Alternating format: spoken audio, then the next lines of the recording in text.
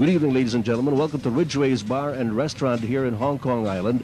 I'm Ed Pigson for Vintage Sports, and with me is Mark Wilson. And the air is filled with tension and excitement here at Ridgeway's because tonight we're going to have the start of a one-of-a-kind match, and a very interesting one of that, between two of the world's best cue wielders in the persons of Efren Reyes of the Philippines and Earl Strickland of the United States of America. Efren Reyes is known as the Magician. He's a finesse player, while Earl Strickland has been known as the $1,000,000 Man. He is a power player. Now, Mark, given those particular descriptions of these two players, to whose advantage would it be in this kind of a format? Well, sometimes the conservative player, the one that doesn't make any unforced turnovers, has a little bit of an edge in a high-tension match. Would you say that these contrasting styles of Efren and Earl would make for a very exciting match? Oh, definitely. This is the feature match, and the whole world has been looking forward to this match. Well, as Mark said, the whole world has been looking forward to this match. I'm sure you are too. So without further ado, we'll have this match rolling soon after we come back after this commercial break.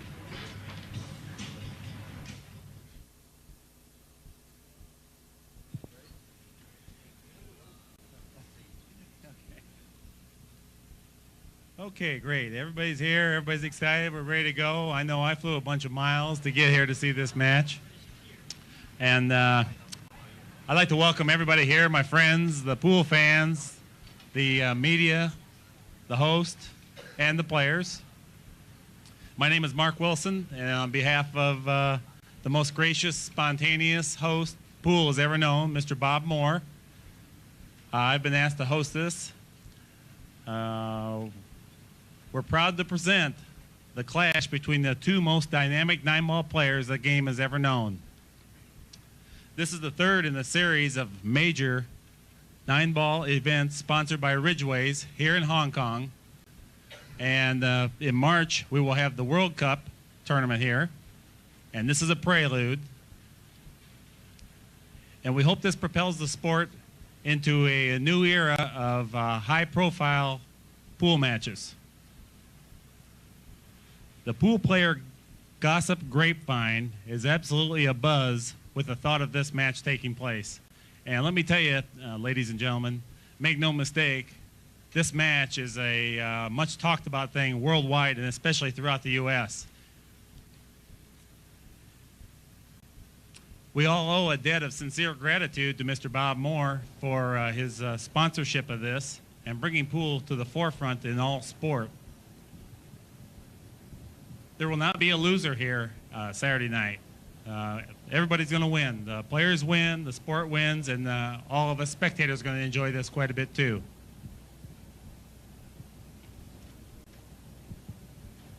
The format of the match will be, we're going to play a race to 35 games today, and this is a lengthy match. Tomorrow when they come back, they're going to go to 70 games. So from whatever the score that we have today, the score will carry over. It'll be cumulative. And the Saturday finals will be 50 games, so that the final total score of the games needed to win this match will be 120 games. The prize will be $100,000 U.S., winner take all. At 9:30, we're going to have a break where we're going to have some snacks and food, and everybody can stretch their legs a bit. And as a courtesy to the players, I ask that everybody please click off their beeper as well as their mobile phones. To aid in the electric atmosphere that we have tonight, I request that everybody applause a game-winning shot, a great shot, a terrific safety, and acknowledge the players to keep their momentum high. Tonight we have two of the universally regarded premier nine-ball players ever to chalk a cue. Competitor number one holds 5 world championship titles. He recently won $1 million for running 10 consecutive racks in a tournament match. Let's please welcome the offensive juggernaut, Earl Strickland.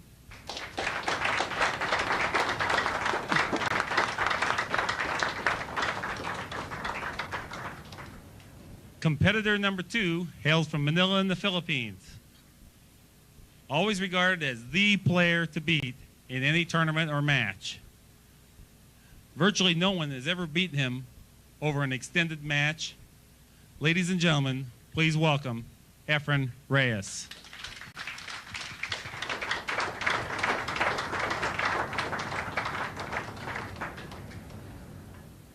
Thank you, and let's get started. Could we please have Bob Moore come up and congratulate each of the players and wish them good luck.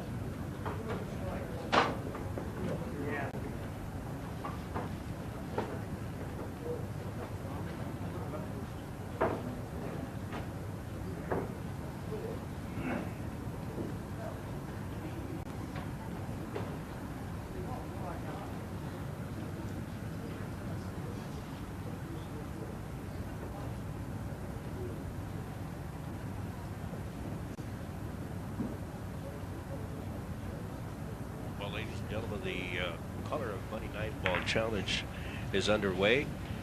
You just saw the lag.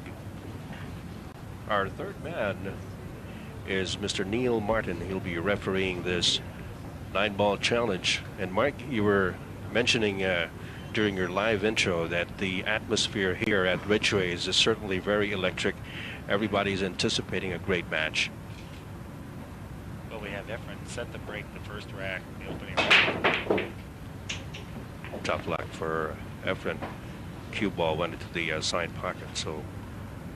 Yes, oftentimes the first rack of a match, when you're a little bit nervous, it's maybe a good idea to take just a little bit off your power on the break to make sure that you don't let the cue ball get away. The scratch at this level on the break is a 90% loss. Yes.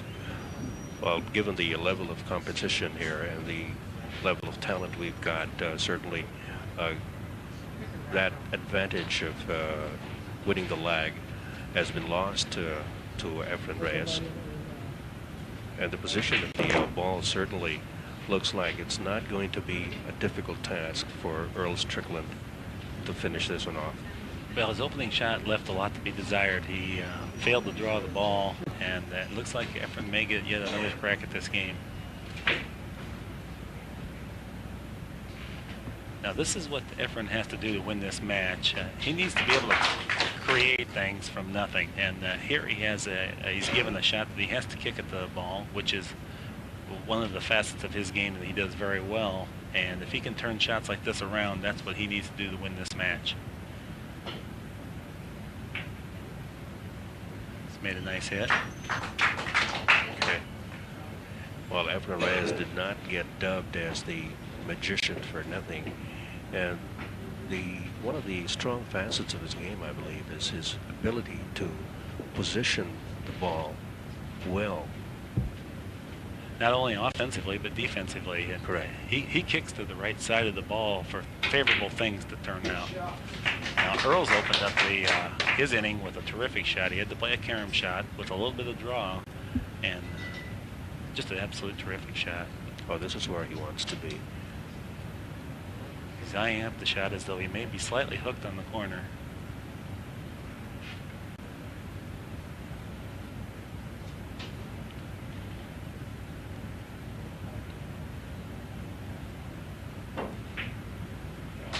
Made a great shot. Yeah.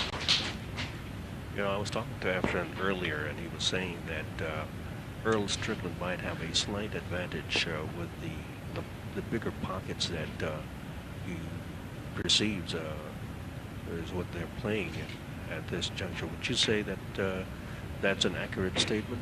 Well, I think it lends itself to Earl's type of offensive game, and maybe deprives Efren a little bit of his top quality safety play. But the match is long enough that the winner of this match is going to be the best player. Well, remember, ladies and gentlemen, we are on the first day of a 3-day haul, and we are going to be playing a race to 35 tonight. Tomorrow another 35 to make it 70, and a total of 120, so 50, a race to 50 on the third night. So Mr. Strickland has won the first game.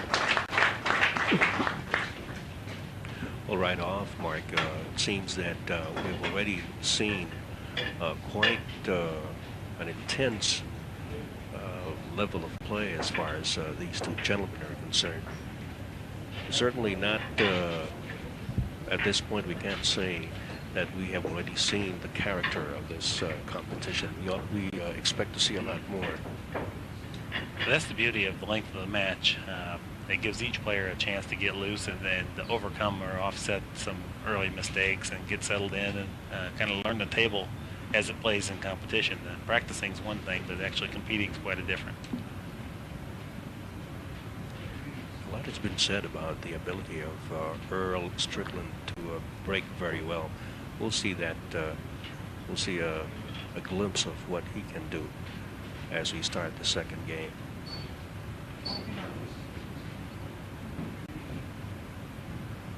What seems to be the problem? Well, Earl is a very touchy fella, and he's worried that maybe the ball isn't clean, so he's asking the referee to clean the balls.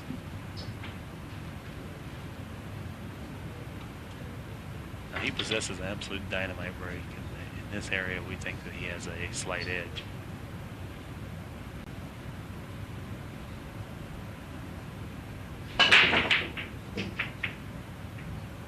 And as you could hear, that was a crushing break, and I would estimate that to be in the vicinity of 28 miles an hour. And you can see his cue ball control was pretty good. This comes from the fact that he trained so darn hard.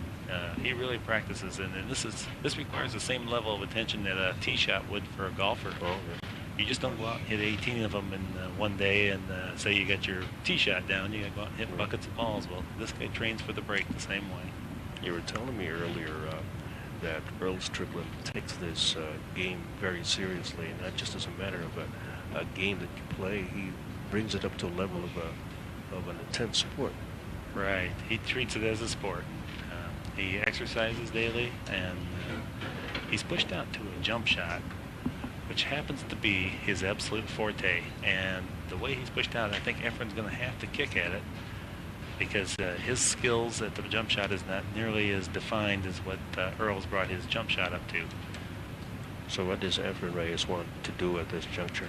Well, he's declined the shot, so we're going to get to see a patented jump shot by Earl Strickland, and I would venture to say that you will see this ball made.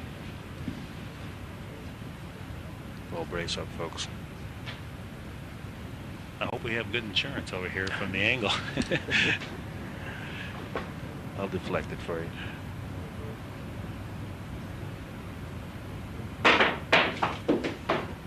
Well, my first prediction of the day is not looking too good. Well, as we said, this is a winner-take-all $100,000 challenge, ladies and gentlemen. You can imagine the attention that the prize brings to a player who, especially, is faced with a difficult shot as that.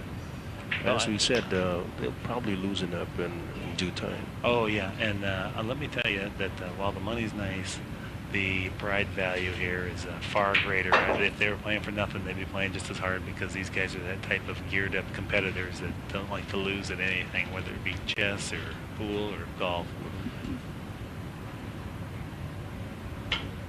You've mentioned golf a couple of times. You know, when Team America came to the Philippines a couple of years back, I learned that most of the pool players from the States play a lot of golf. Why is that? Well, the games are very similar. It's a stroke and a swing, and you try to take a slow backswing just like you would in pool. And so the touch, you know, around the greens, the pool players tend to be pretty good in their short games. Seems to me you've had your time in the fairways. No, I don't. I'm Oh. trying to perfect my pool skills. I still haven't quite gotten them up there where I'd like them to be. Well, this gentleman, certainly, Efren Reyes, has had a lot of time to perfect his skill at this game. Started off very young. Practically lived in the billiard centers in Manila. Takes game number 2, so we're even Steven. You know, we're going to go to 120 games for the winner, and there's the potential for 239 racks to be played. It could be 119 at some point, and you know, as evenly matched as these two titans are, I wouldn't be surprised to see it come down to just within a couple frames of each other. So a lot of composure will also come into play here. Yeah, endurance would be a big factor. Efren's hit his second break much better. You notice how the cue ball died, and that reveals that all the energy from the cue ball was passed into the rack. And you can see the results are pretty good. Now his opening shot, he has to deal with the 9 ball a little bit, and this makes this shot that much tougher. But just a matter of making the ball, I would see no problem.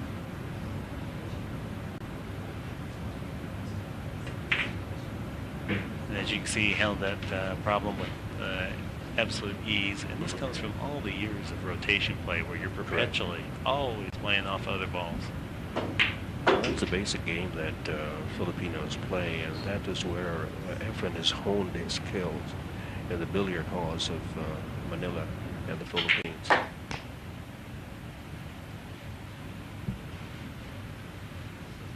One thing with Efren, he plays with no emotion at all. He's got his nerves in check. And he just goes about his business.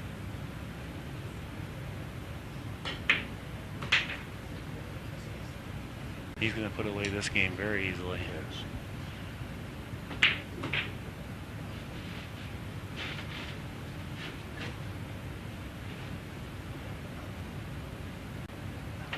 Efren Reyes puts away game number 3 and takes a 1-game lead of 2-1.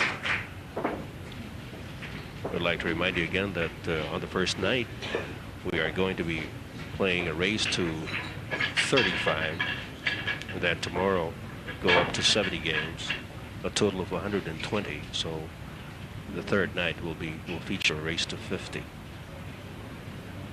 Well, we're blessed with two very fast players, and Efren plays at a real good pace, and then Earl plays lightning fast by comparison.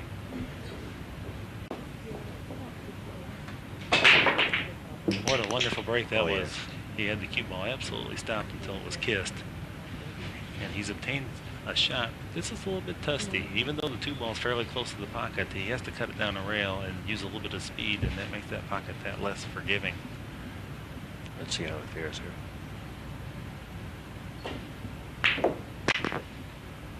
Well, he didn't hit it perfect. You can see he hit just a little bit heavy, and he lost enough of the momentum on the cue ball that he may be forced into a safety position now. He can hit the ball. I'm just not sure if it passes by the 6. So.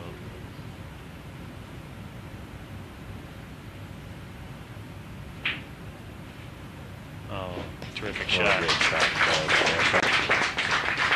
He makes it look oh so easy.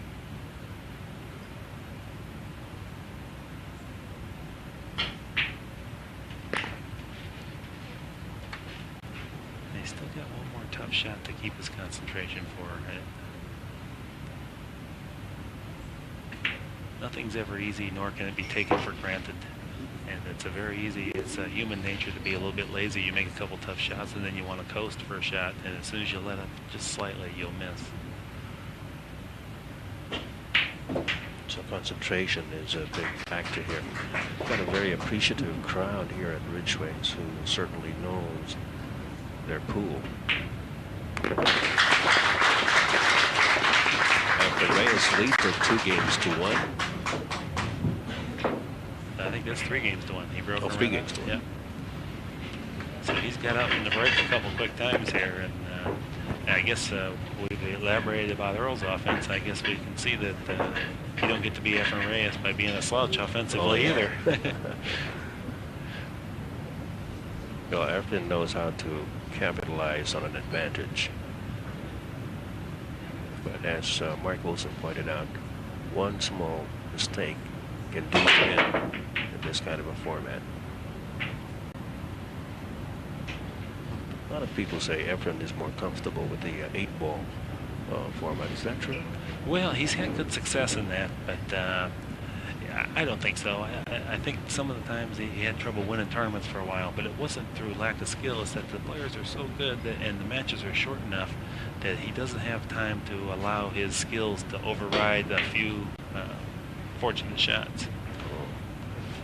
So Efren's come through with 3 quick wrecks, and now he was forced into a real tough position where he had to bank a ball, and he took a risky shot that didn't turn out.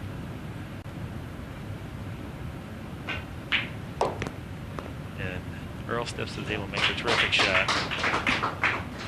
You know, always that first shot of any inning is ultra important to establish yourself at the table, to establish control of the table. Even if you don't get ideal position as a player, you need to make that ball, and then maybe if you have to play safe on the preceding shot, so be it.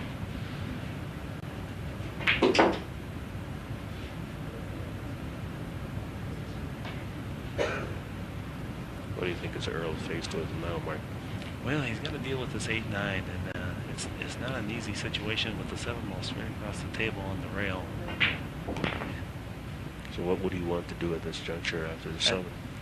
It looks like he may be able to play a carom shot with, if he can get the cue ball all the way across the table, he can just tick the 8 and pocket the 9 on the following shot. That's exactly what he did. Got it across the table. He's looking at it. And absolutely no problem.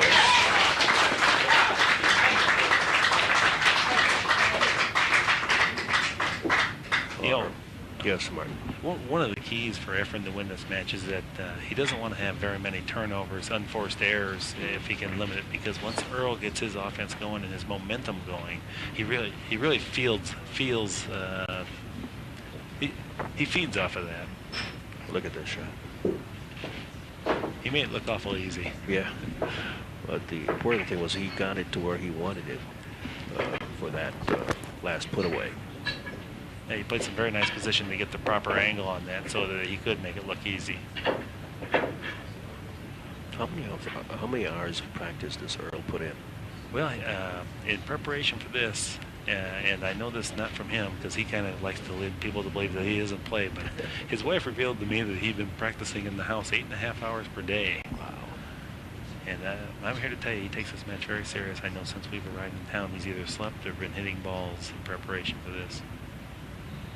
It's pretty serious. Another dynamic break, and you can see the cue ball had a little side spin on it, and he still got that much power into it. Normally when you leave spin on the cue ball, that's an indicator of less than maximum power into the rack.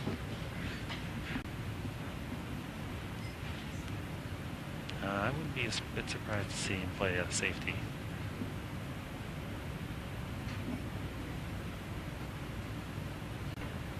He'll try to put the cue ball below the 2. The 1 ball in the end rail. Oh. He's executed it flawlessly. Perfect shot there by Earl Strickland. And these are just the very situations that Efren needs to turn around in order to win this match. Well, he's been known to do that a few times in his career. An absolute fantastic shot, and another byproduct of rotation play. You're forced to kick up balls like that, and he's an absolute expert. Now, I wouldn't be surprised to see Earl try to put the cue ball back where the cue ball had just left for Earl, or Efren, right below the 2 ball again. Yeah, That's where he puts it. Life isn't very easy for Efren these days. No, he's really got it buried in there this time, and Efren's going to have to really pull a rabbit out of his hat even to hit this ball. He's going to have to create some angles that just aren't there right now by using massive spin. Hitting downward with probably extreme low and a little bit of left. And he warped the cue ball. By that I mean he changed the angle off the rail, but just not quite enough. Well, Earl certainly is putting the skills of Efren Reyes to a big test at this point. Efren, though, is leading the match 3-2.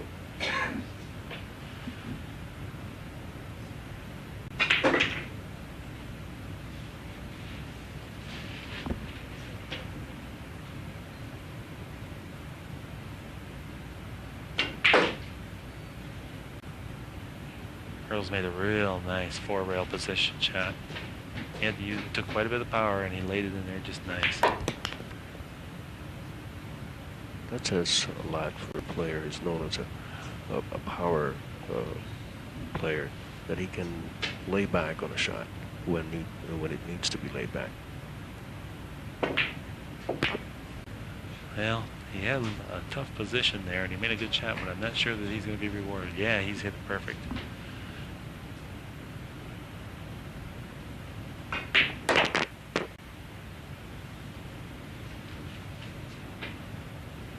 He's going to have to hit another power shot.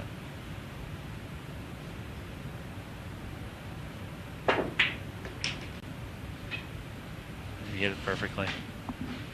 No problems here to pick up his third game.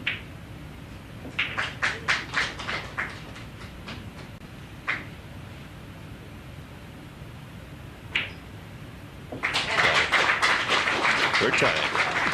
Now 3 games apiece. Earl Strickland just put away his third game. So it's 3-all between Earl Strickland and Efren Reyes.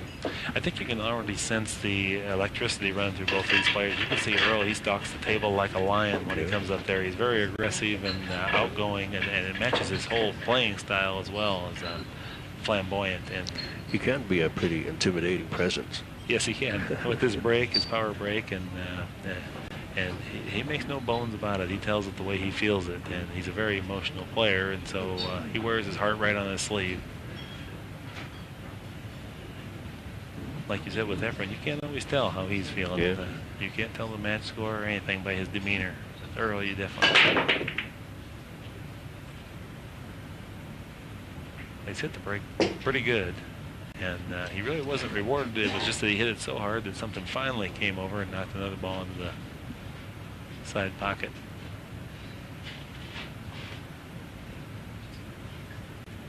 We're playing this match, ladies and gentlemen, at Ridgeway's Bar and Restaurant in Hong Kong. They've dubbed it as the Color of Money. 9-ball challenge between 2 top caliber pool players. Oh.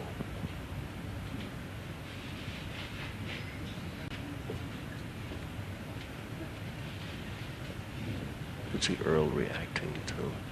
Yeah, I think he was slightly distracted from a crowd member, and we are in pretty close quarters here for a competition of this nature. However, both the players are aware of it, and that, I'm sure that the distraction will go both ways.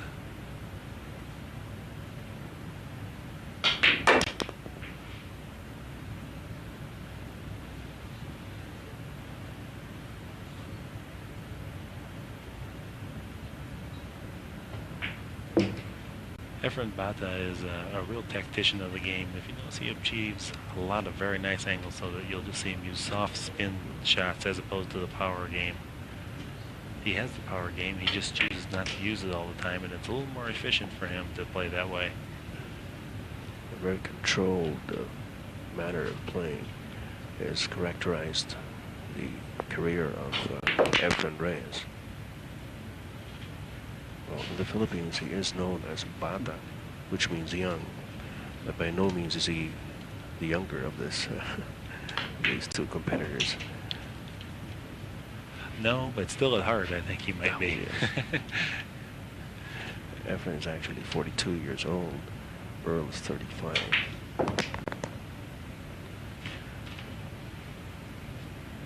But that's not to say he's giving away anything in those terms.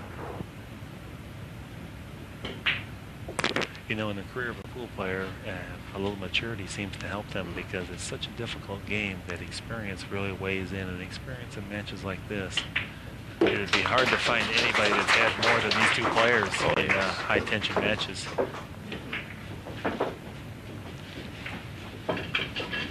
Well, you're a player who plays at a high level of competition, Mark. The concentration that is needed for a match like this certainly can take a lot out of you, especially in a 3-day haul. Absolutely. It's not the physical exertion of walking around hitting these balls. If you didn't tie in the mental part of it, you could do it for days and never get fatigued. But when you put total concentration into every shot, every rack of every game, let me assure you, you're going to be tired. And so much so that pro players practicing by themselves can only do it for sustain the intensity for maximum play for about an hour by themselves, and they do it every day and train that way. Now Efren's made a nice break here. He now leads in the match 4-3, and he's going to have to do something with the cue ball to break out the 3 from the 8. That's a real problem. And he can take a little gamble here, because even if he doesn't get the breakout, he should obtain some type of a safety play on the ball. Now he has a real easy safety sitting there for him, and I think we're going to see him play it. He's going to try to move the cue ball just 2 inches ahead to stick it to the 8. Oh, he had an opening for the pocket. Efren went for it.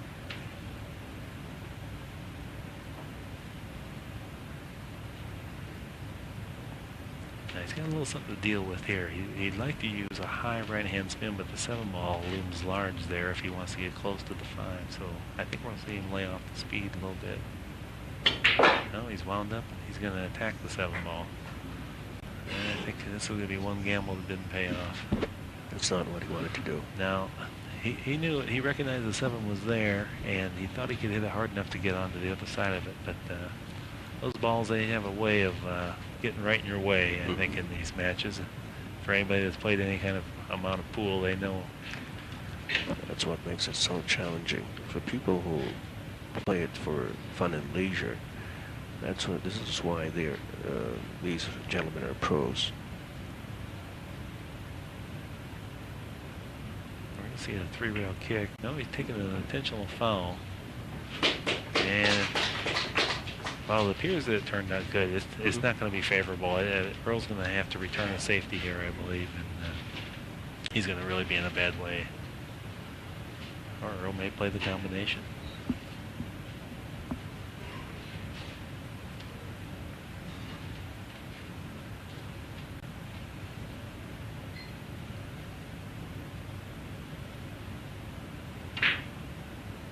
Yeah, terrific shot. Yeah.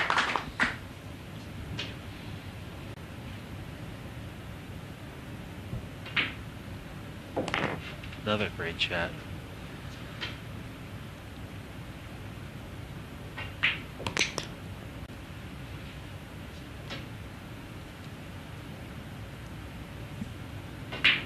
Now we're trying again.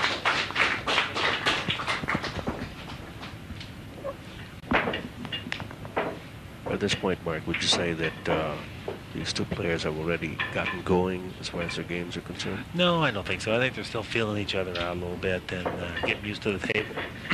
And they're both, you're seeing a pretty high standard of play, but by no means their absolute top speed. Well, so far, neither player has been able to break away. As you can see, our score is tied at 4 games apiece. And neither player would want to fall back too much in this particular game match. Now there you see the result of breaking from the side. It sends that 1 ball side pocketward. And this is quite an advantage. If Earl could have obtained the shot off the break, he would have had a pretty good chance to run these balls out. Unfortunately, the 4 has impeded his shot to the 2. And we're either looking at a push-out situation or a safety. If the safety is possible, I'm sure he'll take that, because a push-out situation is never palatable for the person pushing out. It's always to the incoming player's advantage. He's going to have to push out. Just call it for a push. Yeah, you can even hear the sigh in his voice. He hated to have to do this. Sometimes you'll even see some of these players kick at balls when they're not forced to, just because the turnaround of a push out is never to your advantage. I think this was a good decision on Efren's part to turn the table over. Even if he obtains a safety from here, it'll be a terrific shot, and by no means is it likely that he'll be able to snooker Efren in addition to play safe. These players have shown a lot of finesse. Let's see what Earl Strickland comes up with.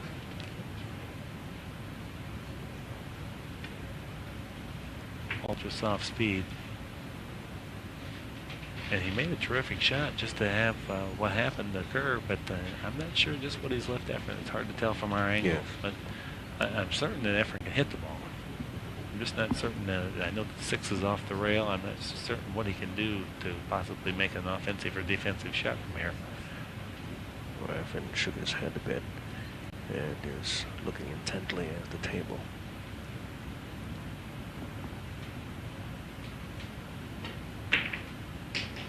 I tell you, he makes very fast decisions. Yes, and once again, a good decision. There was no way safety was going to turn around the game for him, so he had to take a little offensive opportunity there and possibly risk losing the game. But consequently, the reward is a game-winning shot that he turned out there.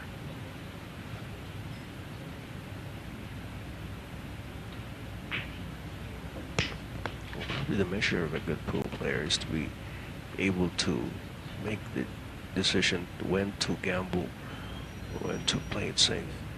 Absolutely. Yeah, you can't always play conservative in this game. There's times when you have to take a little chance and you have to weigh the risk and reward. But in order to make intelligent decisions, you have to be so terribly experienced that if you're not 40 years old, you're not going to have a glimmer of hope of beating one of these gentlemen. Oh, yeah.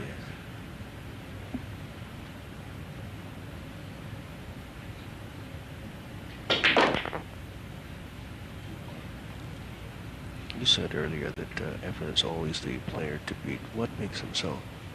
Well, his background in rotation, and then he's an excellent tactician. He's absolutely fearless. He doesn't regard his opponent so much as the game. He just plays the game, and he plays it so well. He's actually innovated. Here's a slow motion of Efren's last combination shot. But he's known as the innovator of the kick safety in the United States. And it's just one of the skills that he has of immense stature in worldwide. I was having dinner with Efren earlier today, and I asked him, sometimes at tournaments I kid with him a little bit, and I'll say, now you got a tough match tomorrow, and he'll look at me and say, no, I win already. And at first, the attitude. I didn't know what he meant, and he's absolutely a non-egotistical guy. But he's just stating a fact that he knows that he's going to win that match. So I asked him today, I looked at him and said, Efren, you win already? And he said, no, very tough. Well, Efren is a man of few words, but he does his talking on the pool table. Yeah, he does this, lets his cue do the talking, and it's a pretty powerful statement.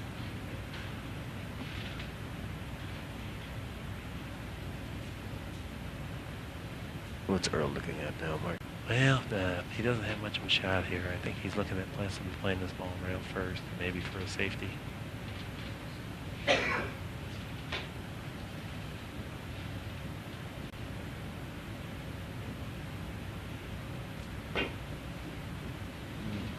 He was playing it rail first. And, he wasn't playing for a safety. He was playing for the win, and he was going to try to make the ball.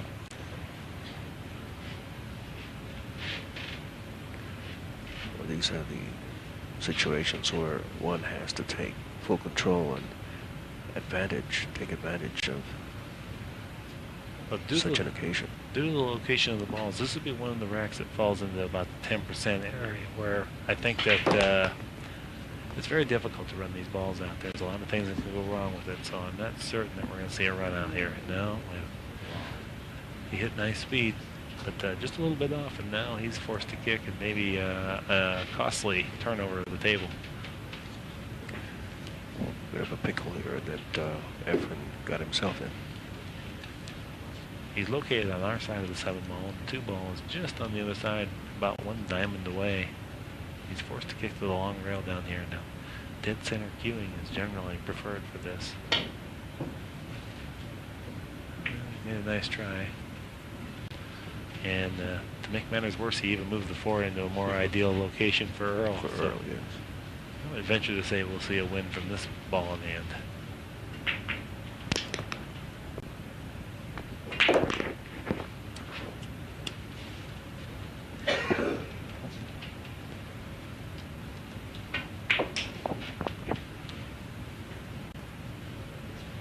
As he said, Earl can get very aggressive and he gets so excited with the situations like this.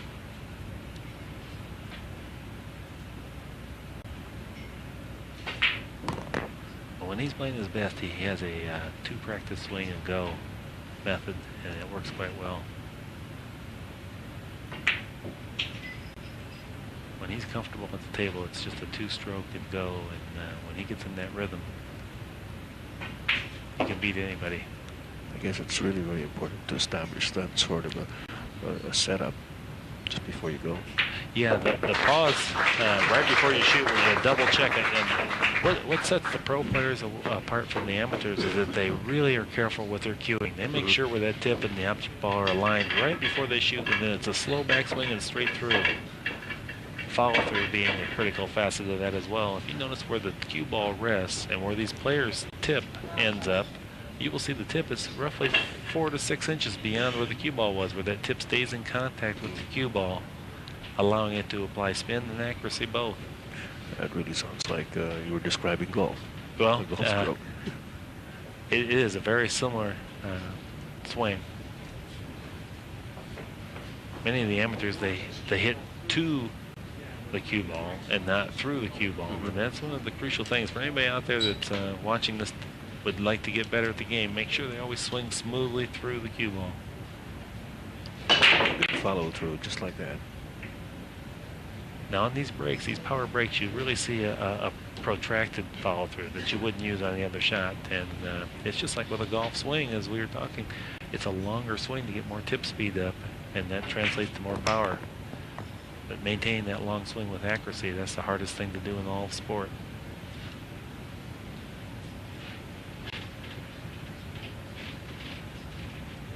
Well, the crowd is certainly enjoying the level of play that we're witnessing here. None more than the promoter of this match, Mr. Bob Moore of Ridgway's. He's certainly been very upbeat about this. And I think I might also be guilty of enjoying this quite a bit. That makes 2 of us.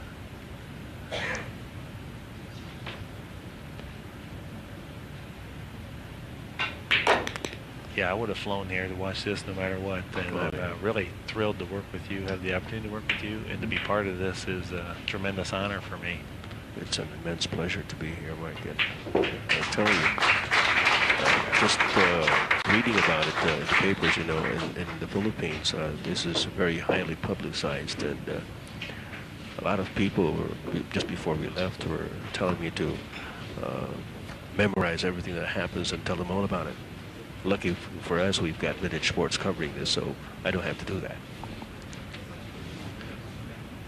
You just can't believe the amount of volume of talk about this in the United States. Now, this match was, it's only come about in the last 4 or 5 days, and I happened to be at a tournament in St. Louis where there was 50 players, and when they found out that I was coming here, every one of them had a little input, and I know each one of them went back to his city that he resides in, went to his local pool room, and I know that this has got to be the hottest gossip in the United States, is what's going on in this room right here. And let me tell you, there's literally thousands of pool players that would dream of attending this event. Well, I know for a fact that a lot of media people around Hong Kong that represent international news agencies have come over to witness this match and record it for the people around the world. Now, Earl's a very temperamental player, and he just took a moment to instruct the referee how he wants things done, and he does. He likes things that precise. That's the way he conducts himself, and I think it has something to do with the high level of play that he can obtain. You can see by his reaction how intense a player Earl Strickland is. Well, he hasn't been blessed with much fortune off the break. He's hit a couple crushing breaks, made balls on the break, stopped the cue ball on the break, and just not been lucky enough to obtain a good opening shot. And we're going to see a mass ace, right? Oh, and he hit a terrific shot. He hit a terrific shot. He was just not rewarded once again. And he really hasn't been the beneficiary of much of the luck so far. We can't quite see the scoreboard here. We kept track, Mike. Ed, I saw you marking the score, so I thought I would pass it on, and we got excited I here. started doing that and then just got caught up in the game.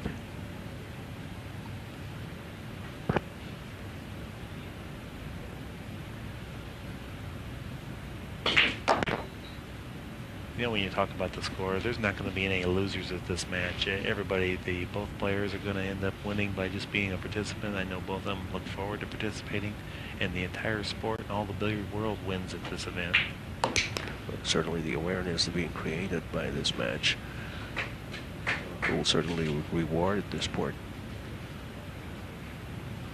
Efren made a nice position shot there, and it looks like it should not be a problem for him to take care of the remaining 5 balls on the table. He hits the pocket so nicely, and the ball just gets there with just enough speed to go in the pocket cleanly. Even if he hits one slightly errantly, at that speed, the pockets are very forgiving. But when you hit them hard, the pocket size is actually reduced. And he has 2 relatively easy balls for him. And he's in total command. This is Efren's game.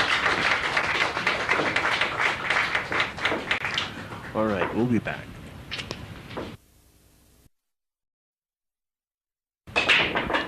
Game's tied at 6 games apiece, and there's that. Oh.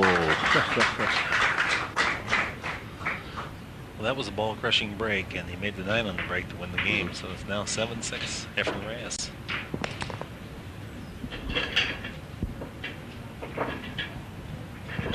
Well, a lot of people might seem to think that a lot of luck comes into play in that kind of a situation, but those are studied shots too.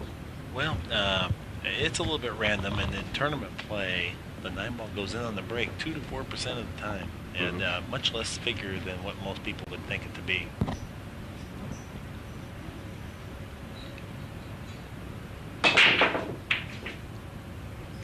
Well, he's hit a good break again, and he's not been rewarded, but once again, Earl does not have a shot at the 1 ball, and he's clearly not happy about it. That's the nice thing about this, though. The length of the match, believe me, this is the ebb and tide of luck is going to go both ways. So luck will not be the decider. The controlling factor, yes. Well, Efren was telling me just before the match that he figures that head-to-head, he and Earl are almost even in their experiences against each other. Yeah, I bore witness to quite a few of the matches, and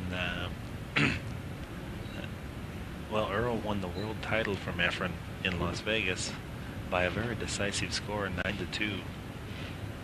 But Efren has he's won some very impressive matches against Earl as well.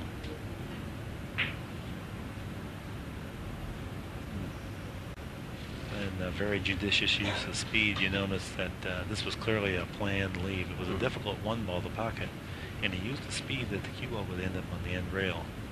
And even though he failed to make the ball, he left Earl with a tough kick shot.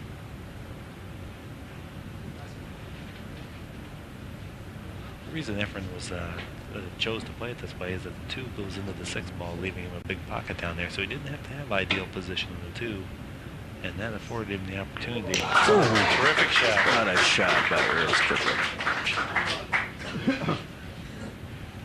Now he's going to have to make yet another. I think we're going to see this. I think he's going to try to kick this ball on the side and use the speed and try to hit the 2 ball full enough that it could possibly bank across the opposite side pocket, so that he gives himself a couple ways to win here. You can see he had a pretty good volume of speed.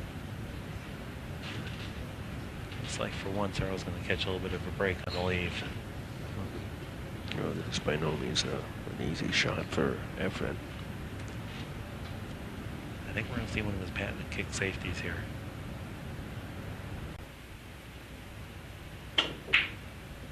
Well, he played offense. And I think the reason that he chose to play offense was that the 6 ball proximity with the pocket would leave so many opportunities for Earl to make some type of a carom or bank shot that would produce a ball pocketing shot, that he chose to just go ahead and play offense as opposed to a defensive shot and possibly force Earl into an offensive opportunity. An absolute terrific bank. He had to stiffen that ball up, and by that what I mean is use a great deal of speed so it came straighter off the rail than what the natural angle of the bank would be. Well, we're certainly seeing a lot of terrific pool playing at this juncture, folks, and we're not even halfway through the match. And that was a delicate shot that he did right after the bank shot.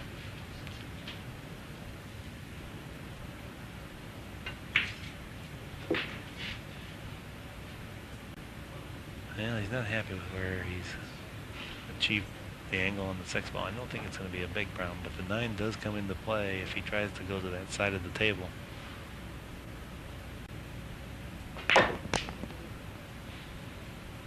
He used pretty good speed and bumped the 9 out of the way.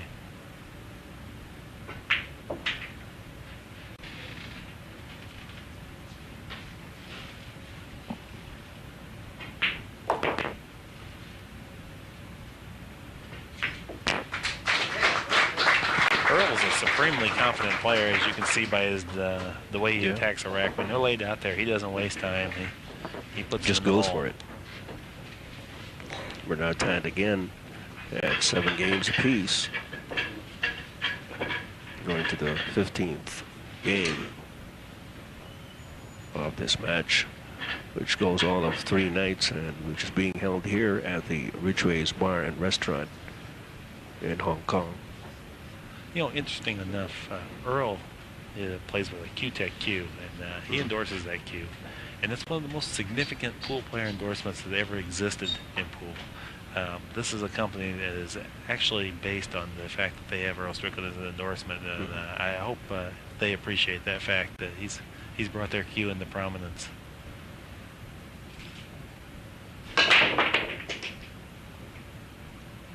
On the opposite end of the spectrum, Efren just signed a nice contract with Nucci Cues, and I'm sure that they're going to get a lot of acclaim from the fact that the greatest player on earth plays with a Nucci Cue.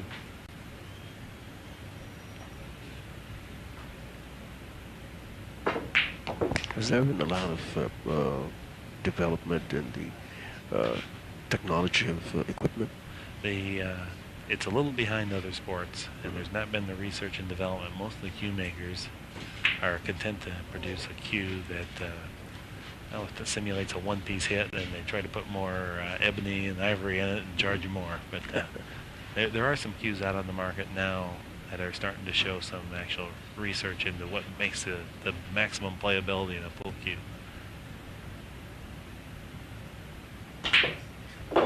Beautiful bank shot. There's quite a bit of problem laying here. The 7-9 is a problem, and the 6 is a little bit of a problem location-wise. I know that Efren would like to get fairly close to the 6 and somewhat straight so that he could put enough backspin as well as side spin. By that, he would need a little bit of right-hand spin to break open the 7 and the 9. He has a pretty sheer angle for doing that. If he makes this shot, he's going to bump the 9 only. And if he misses the breakout, he's going to come out with a position that he can play safe or make another bank shot. Boy, couldn't have hit it any better. Yes.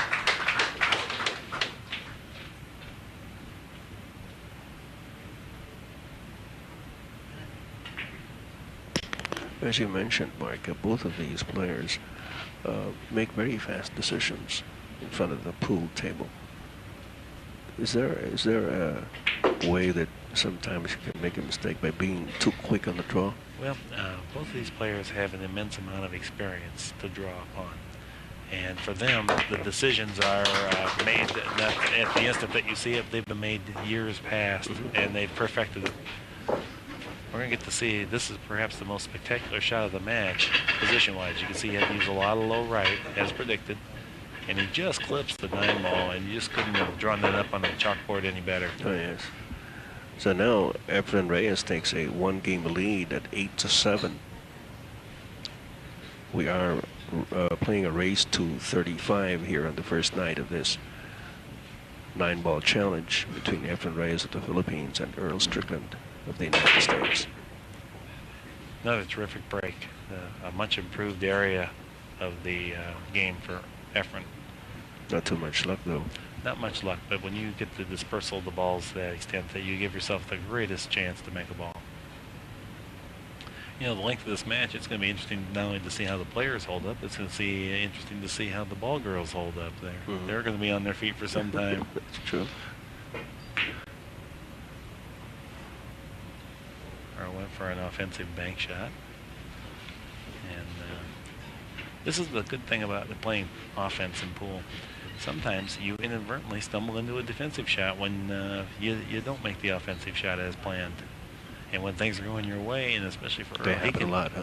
Well, he can maximize the benefit. If he made that ball, you might have saw 3 or 4 games elapse before Efren would even get another good turn at the table.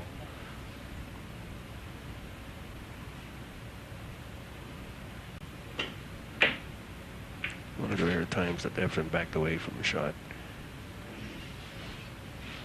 Yeah, it's awful hard to second guess his judgment on shot selection, and things tend to turn out his way. Well, he surprised us quite a few times in this game.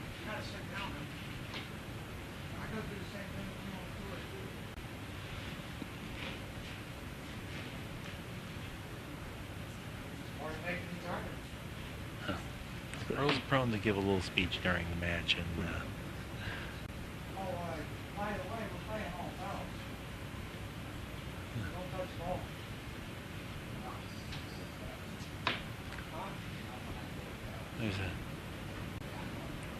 What's he complaining about? He was questioning whether we're playing all fouls now. There's every possibility that we could see some verbal fireworks before the week's out. A lot of stress on these guys. Well, I'm not sure if Efren's going to be willing to get into that. No, Efren's going to stay focused on the matter at hand here. He's here to win the match.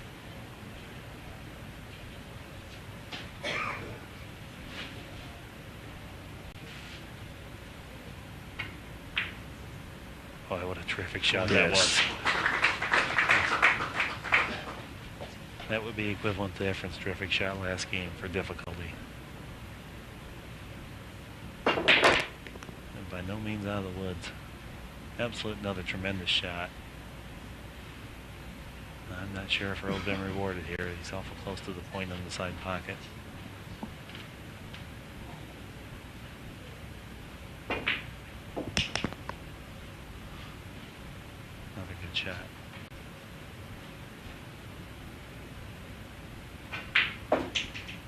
He's made so many hard shots. There's a tendency to let down amongst lesser quality players and mentally, and as soon as you let down for an instant, believe me, it'll bite you.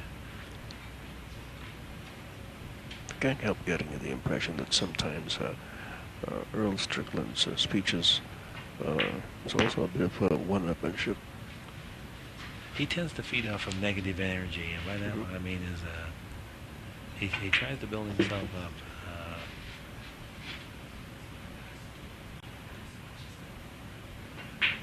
For mere mortals, that show of emotion could get you off sync for a while there, but not Earl Strickland. No, he's had years of training at this, and let me assure you that he may voice his displeasure or be disgruntled, but I think that's more of an act as opposed to, granted he's feeling that way, but it doesn't seem to bother him. Once he bends over the cue ball, that's all gone, and you can be drawn into getting into an engaged verbal war with him, and you'll never win.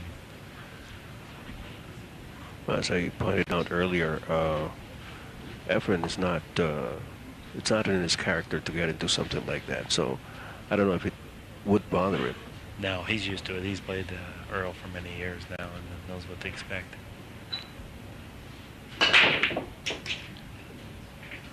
Another tremendous break.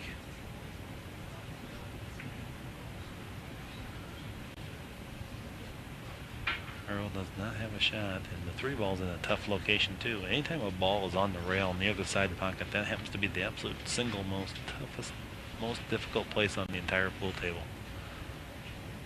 He's looking at the possibility of a safety. He's looking at the possibility of a 2-rail kick, and he's looking at the possibility of a jump or a masse, and he's lining up the jump. A jump bank. Oh boy. A jump bank shot. That's about maximum aggressiveness there. jumping the ball to play a bank shot. A bank shot's an iffy proposition to begin with, Ed. Yeah. Well, as you said, he seems to feed off on these negative situations, and he's showing that to full extent here.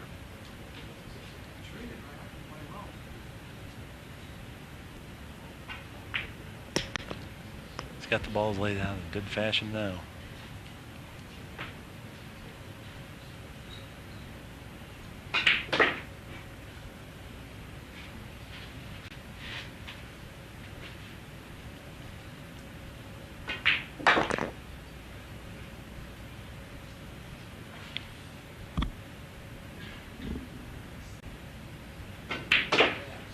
Okay. And now Earl Strickland takes the lead. He's put the game ball down with authority that time. He's trying to make a statement, I think, with his ball pocketing. What a terrific shot maker he's been the last 2 games, huh? Oh, yes. He has certainly taken command of this match at this point. And he's lived up to his billing of the offensive juggernaut. Yes. Anyone that jumps the ball to get to a bank shot, to get to another tough cut down the rail. And even threw out a couple little side comments while doing so. Well, seems to be in the zone now. Yeah, he's intense.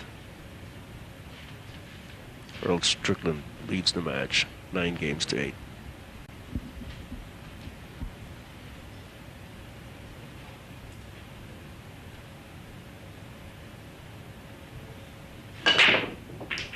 Another tremendous break.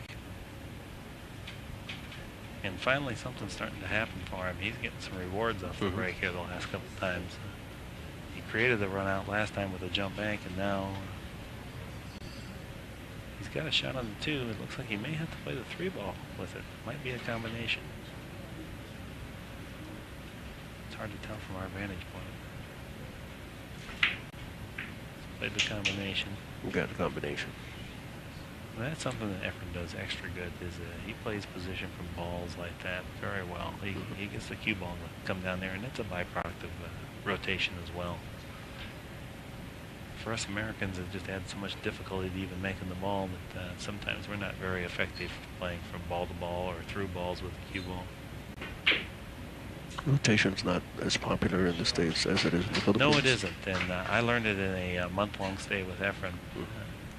And have grown to love and appreciate that game. It certainly it offers a far more challenge to a good player than 9-ball does. Efren has a chance to make the 9 here with a good accurate kick. I'm sure he'll be happy to just hit the 2-ball, but if he hits the proper side, he may even be rewarded with a game-winning shot. Cool. Yep, he made a good try. He landed on the right side.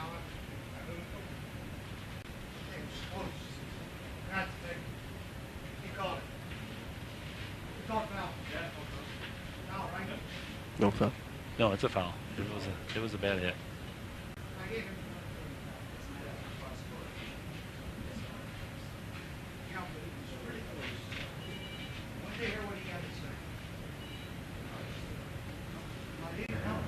The referee called a foul, and Earl was willing to accept Efren's word on it. Efren or Earl believes in sportsmanship. He's a golfer, and he plays by a code of ethics. And, he's a very firm believer of that. Well, Efren just acknowledged it with a grin.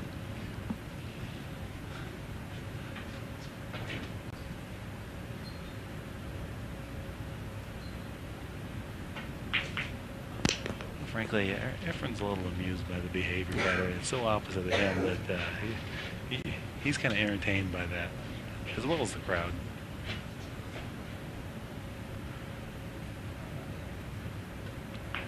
I'm telling you, it makes the match even more interesting. That some verbal fireworks are coming out of one end and none on the other. No. All right.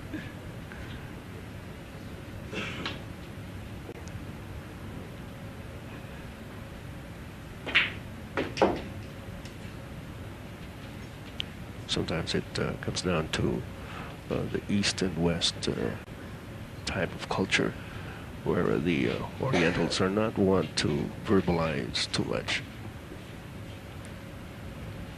Yeah, they tend to be a little more stoic, and some of the Americans, they really they show a lot of emotion. Let it all hang out, huh? Yeah. What gives here, Mike? I'm not sure whether Efren looks like he might have been left with a difficult enough shot that he may have to be forced to look at playing safe. He's looking at the kick safety here. I think he's going to try to stick the cue ball right there where the 6 is, and by coming into the rail and then hitting the 6.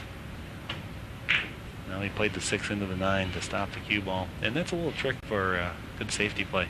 Try not to move both balls on the table. He played total command over the 6 by stopping it by hitting into the 9, and just let the cue ball kind of run wild to this end of the table, leaving Earl long and length of the table away.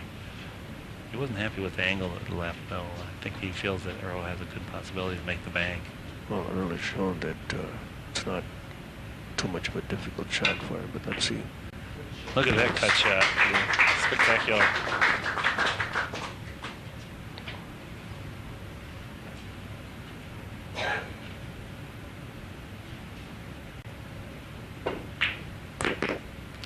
Yeah, that was some good confidence to spin that ball in. 2-game lead now taken by Earl Strickland at 10-8. This is the opening night of this 3-night match, dubbed as the Color of Money.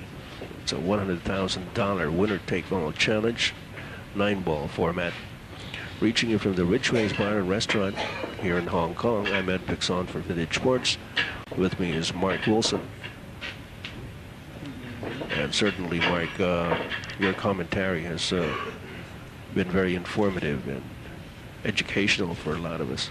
Well, I spend a great deal of time with these guys, and I study them, and I'll tell you, each guy has some certain characteristics with his demeanor and character that I've seen time and again and amused by. Not everyone finds the same amusement, and I'm not always endorsing it. I'm just saying that's the way it is. That's the way it is.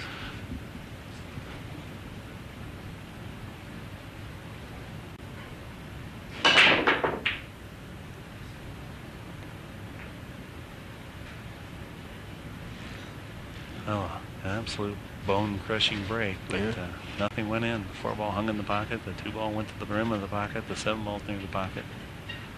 Efren comes to the table without much of a shot. I'm not sure what he can do. Be a very difficult angle to hit the side pocket from there. He has the potential to make a billiard shot by carrying the 1 ball into the 4. But the reward doesn't look to justify the risk.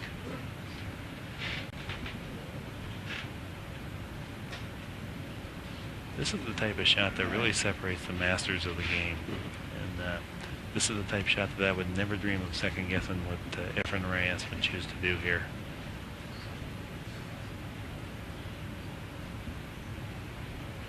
Seems to me he's still weighing his options here.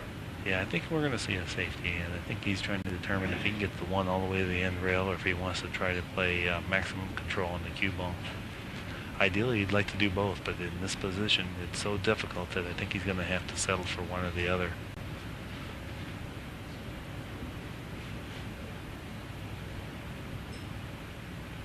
He might be playing a 2-rail bank shot. No, he chose the safety.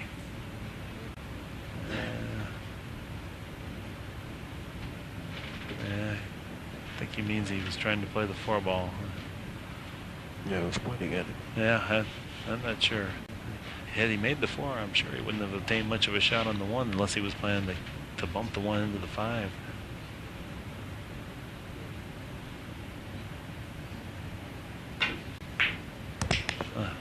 Another great offensive shot. Pretty accurate, Earl Strickland at this point.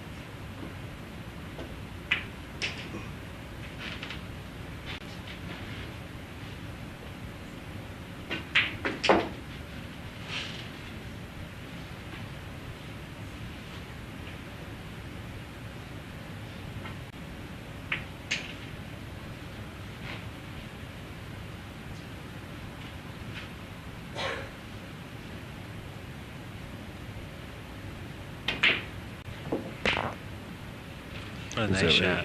Do you see any difficulty in what Earl Strickland faces now, Mark? No, he's in good shape. I tell you, I pass along a little incident. He's very temperamental about conditions. And when we first arrived here, he examined the table and fine-tuned it himself in a couple instances. And I'm not saying he did anything wrong, but the pockets weren't shaped properly, and he even took a razor himself and ended up, he slightly cut his finger and repairing the table. That's how meticulous Earl Strickland can be. But as you mentioned earlier, Mark, he feeds off on those negative things. He verbalizes his feelings, but it doesn't, well, it sort of propels him to do something to a higher level. Yeah, it works one of two ways. He either goes to a higher level, or sometimes he loses his focus if he gets too carried away. But he's pretty mature and pretty experienced at his MO. And I would say that one of the strengths that he has is his will to win. He is here to win this match, and make no mistake, I know he's supremely confident. And once again, he's instructing the referee to the proper methods. It's in the lead 11 games to 8. There's an example of a perfect break. The cue ball stopped dead in the middle of the table. The one ball went in the side. And if he gets that one ball going on the side, boy, this is going to be awful tough. Efren Reyes to overcome his huge offensive arsenal.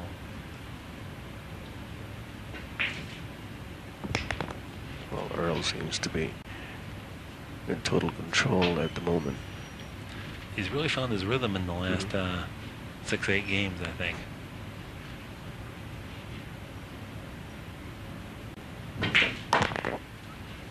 You know, it's truly amazing. We've hardly seen a missed ball. There's just anything that they've shot at, they've made. It looks so easy. You don't realize the high level or high standard that they're setting. Any of these games are only lasting just one turn of the table by the same player that broke the balls.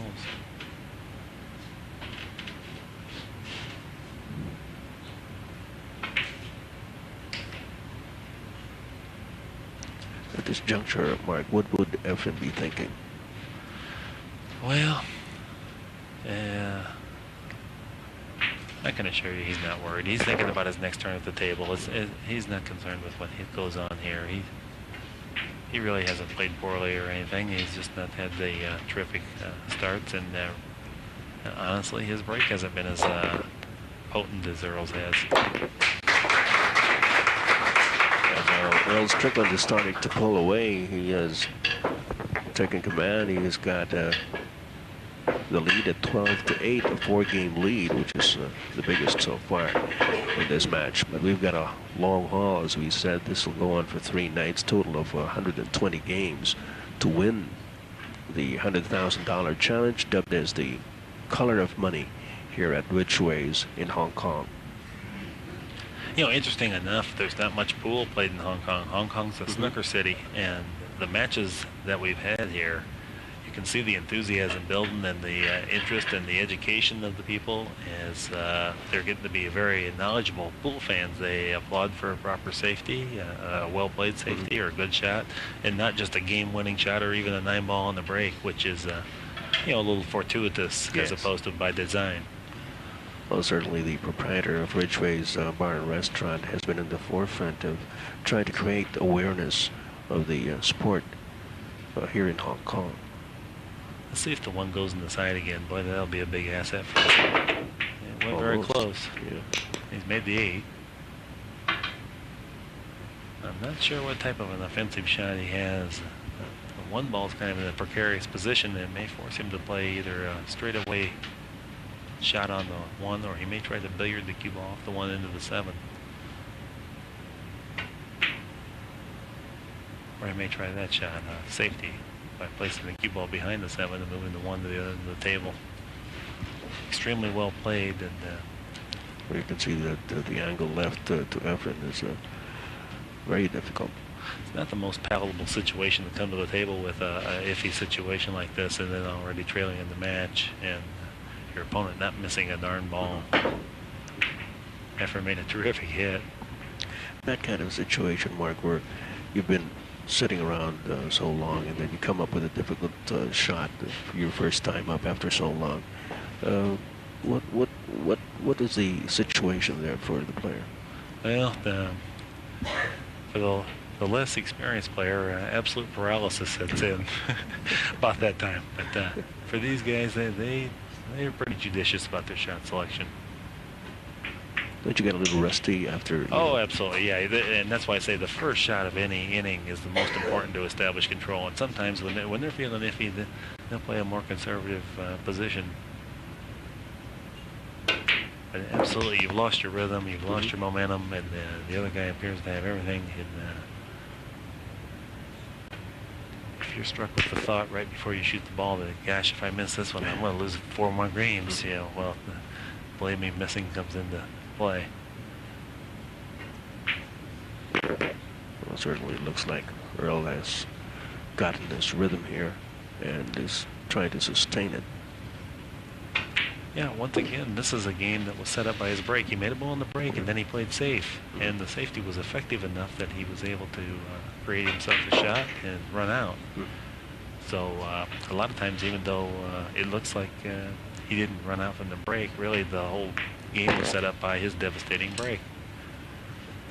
Well, Earl Strickland looking to erect a 5-point or 5-game advantage. And he is now leading 13-8.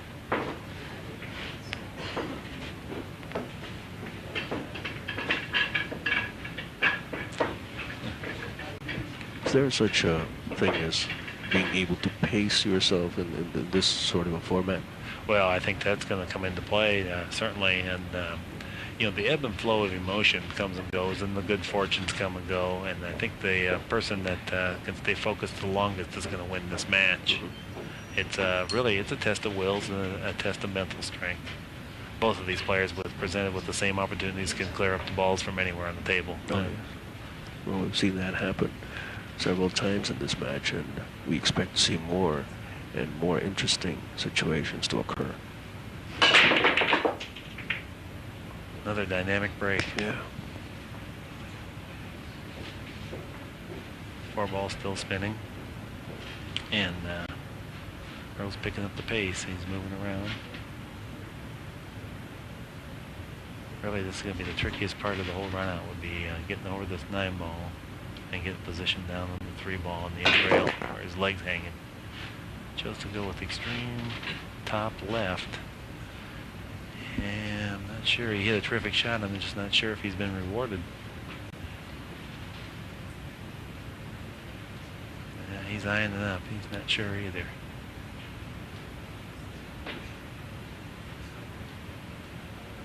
Looks like he used some soft left English and try to hook the cue ball. A terrific shot. Oh, yes. Terrific shot. He couldn't do as much with the cue ball as he would have liked position-wise due to the immense difficulty of slightly curving the cue ball and getting to the cut shot that he just made.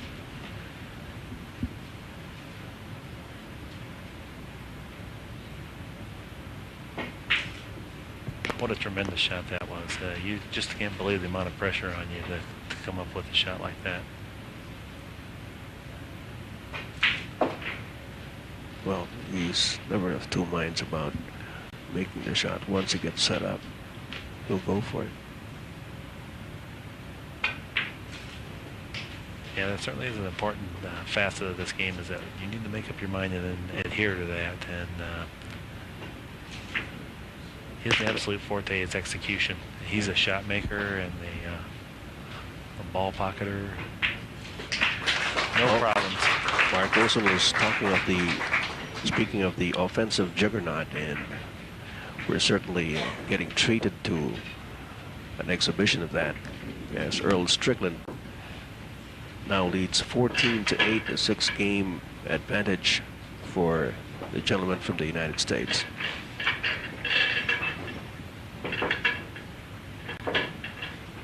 Yeah, he seems very comfortable out there, and I think he's even getting the referees trained and the ball girls trained.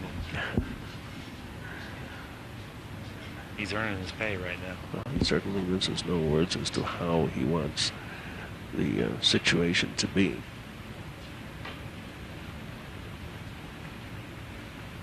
Now, the last couple of breaks, he's hit him so hard, the one ball's gone on past the side pocket, and I know that he would like to see the one ball going in the side pocket with frequency. It's going there. Yeah, there he got it. Here comes the 2 right down by the cue ball, and look at this. Ooh. Absolute terrible misfortune for Earl. The lay of the balls there was a good likelihood he was going to clear up the table again. Certainly looked like it, but well, Efren Reyes now gets his turn. You can't really say that this is a must-win rack, but it would certainly be nice for Efren to exert himself at this point to kind of reestablish himself in this match. I'm sure he realizes that.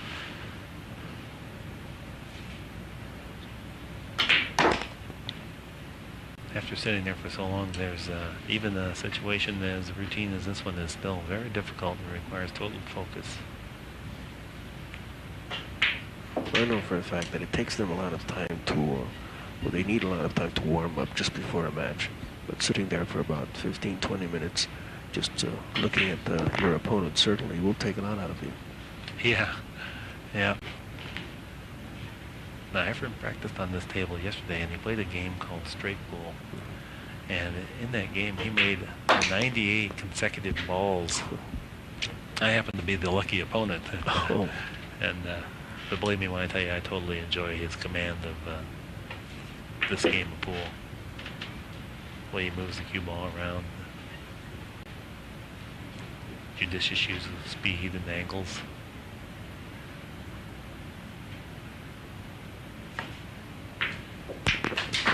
Reyes tries to get back and narrows the gap. It is now 14-9 in favor of Earl Strickland. You know, in the United States, a lot of the men pro players, a lot of them are maybe a little bit jealous of Earl, but because he's had wild success there. But they also feel that sometimes his behavior is less than becoming for the sport. But I'm here to tell you that most of that is kind of a petted jealousy thing. That there's other guys that act in worse behavior, but because these other guys can beat them, they don't seem to mind it near as much as Earl poses the big threat, the big hammer at a tournament. So, and not that he doesn't make his own bed sometimes and kind of get people rooting against him, and I'm not sure. Sometimes I think he kind of likes that adversarial relationship with the audience, the opponent, or whoever. Well, we've seen that happen in this match, and we've seen how it has propelled Earl Strickland to where he is now, which is in the lead. Yeah, it's working well right now. Let me tell you, it can go the other way on him. I've seen it burn him many times.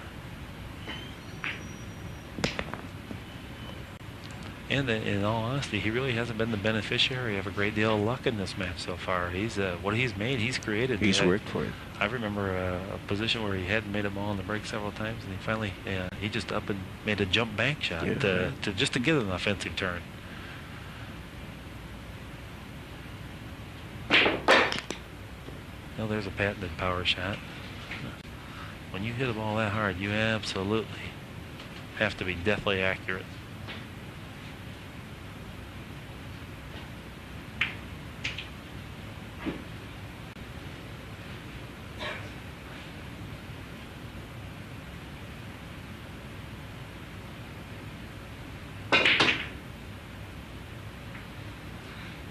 And he took a little gamble, and this was a byproduct of just being a little bit loose and carefree on the ball preceding the 4-ball. And he's absolutely unhappy with the outcome of this.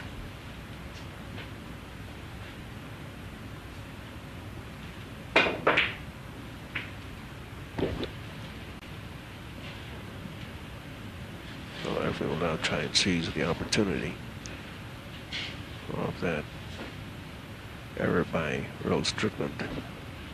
And he buries his face in his hands.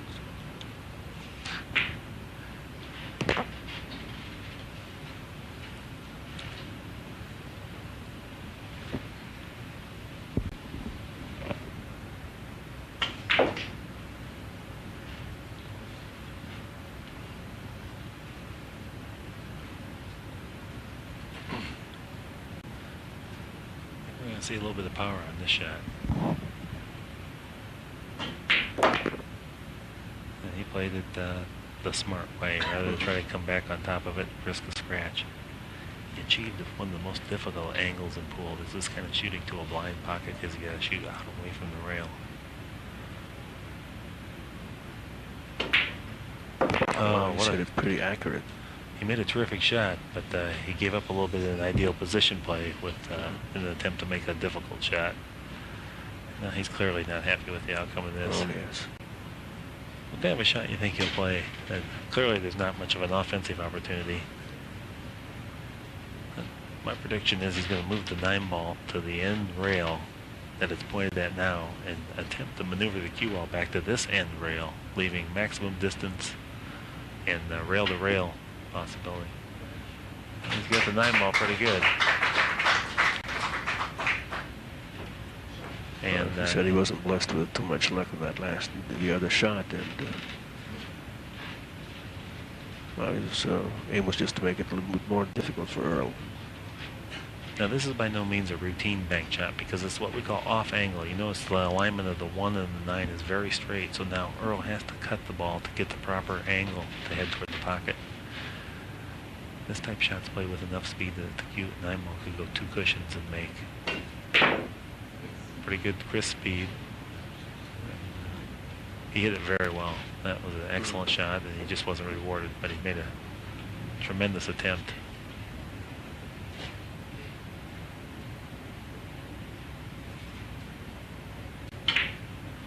And we'll chalk one up for tactics that time. Oh, yeah. Good safety won that game.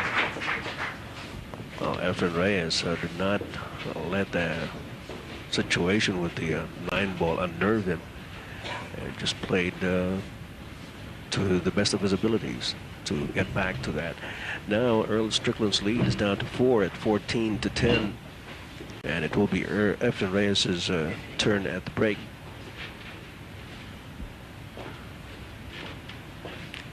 Well, the match has lived up to its billing completely. Certainly is. Well, the pool enthusiasts that have gathered here at Ridgeway certainly are getting what they expected from these two top caliber players.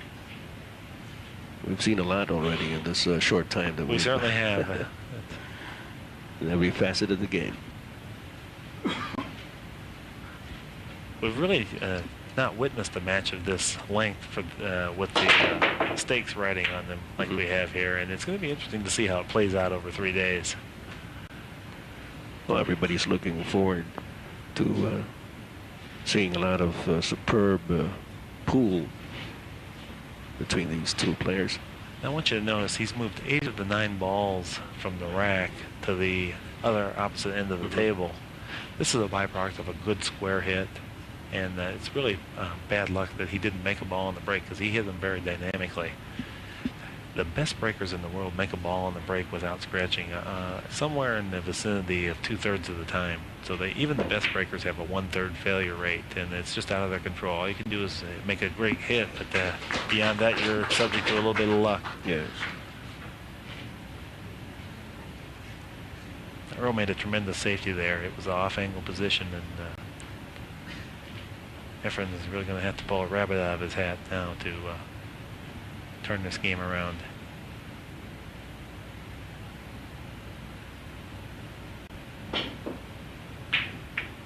Okay.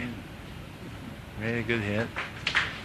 He was rewarded, but he was a little fortunate too. He had the possibility of a scratch there, and he really didn't leave Earl much of an offensive shot, I don't think, unless it's the cut in the side. Oh. Yeah, the angle was a little bit deceiving. I think that from our vantage point.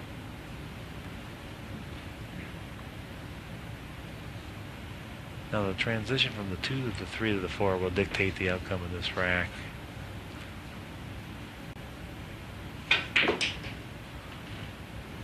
He used the side of the pocket, pocketed it nicely, and that changed the ideal position on the 3. A little bit of backspin. Ooh. That's one of the first missed balls we've seen.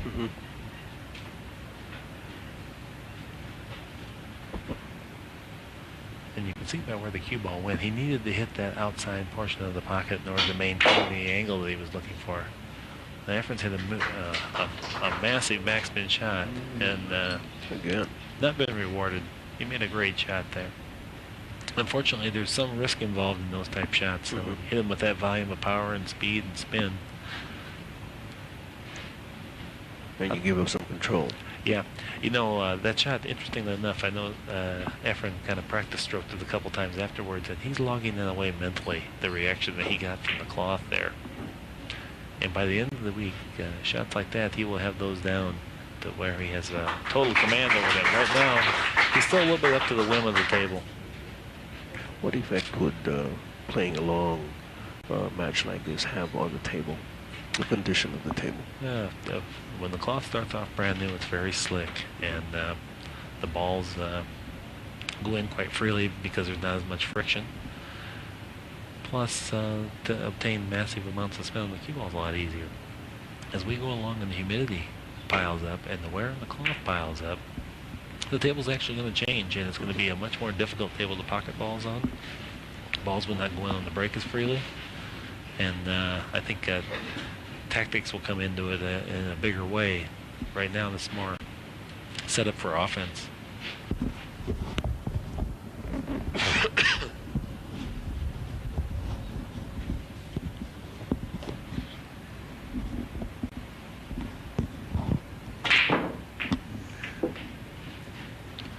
In a match such as this, where we will go 120 for a player to be able to win it, will there be a point in the match, let's say on the second night, where you could call a lead safe?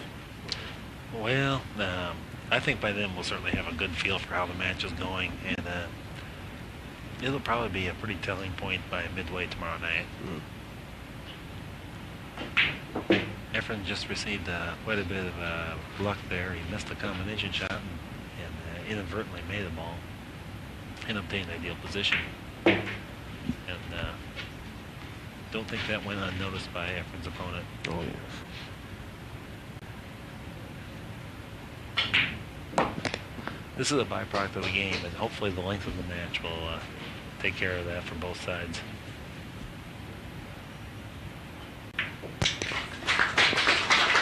Again for Efren. A lot of people feel that fluking a ball or lucking a ball in shouldn't be a part of the game, but interesting enough, a lot of the spectators kind of enjoy that aspect of it, that there is a little luck and a little randomness, and sometimes the pool gods dip down and benefit a player. Well, there's that cliche that says the more you practice, the luckier you get. As the famous football coach Vince Lombardi once said, luck is the residue of hard work. Oh, so yes.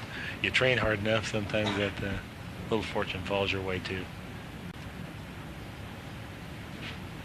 You know, interesting enough, luck can't be too big a part of it. These two guys have dominated 9-ball worldwide, so if luck was much of a part of it, boy, you have somebody that had that command over the game.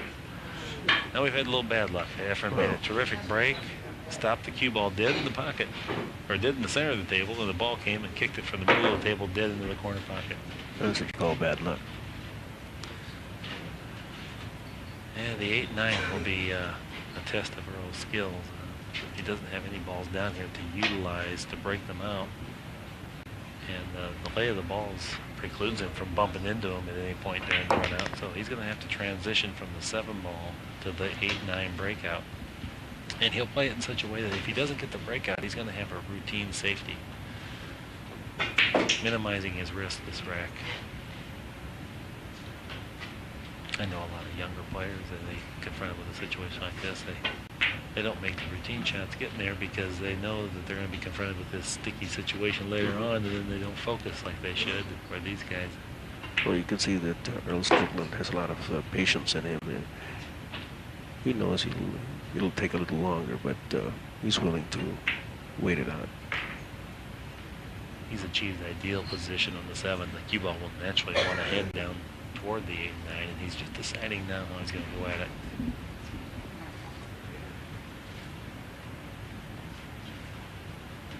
So the choice here is whether to go to the side rail and come 2 rails and try to bump the 9 only, or to go directly into the 8-9 right off the 7 ball. chosen the rail position and with the richly rewarded.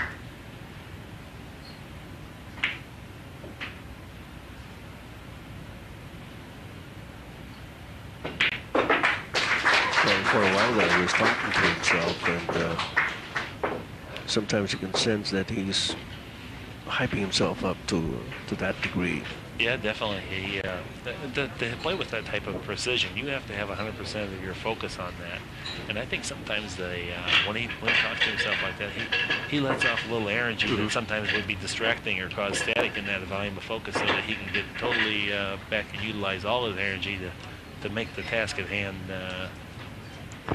something that he can really complete.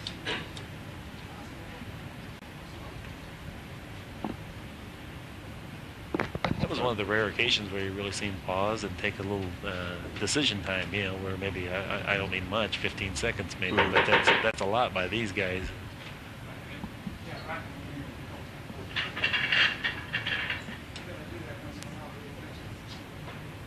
Why do you do that?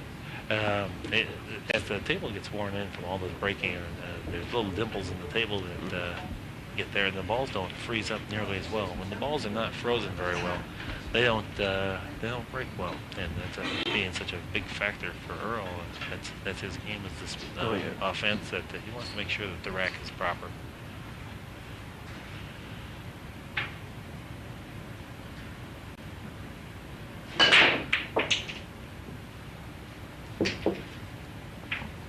Well, it appeared that the wing ball went in, and that hadn't been happening a whole lot so far this match. The wing ball would be the two balls, the extreme edge of the rack, and when those balls go in, that's going to benefit the power break, which is Earl. Earl tried that. I don't know what type of a shot there. It looks like from the cue ball position that was a safety, but where the one ball went, it appears that maybe he was playing the bank as well. I'm not just sure.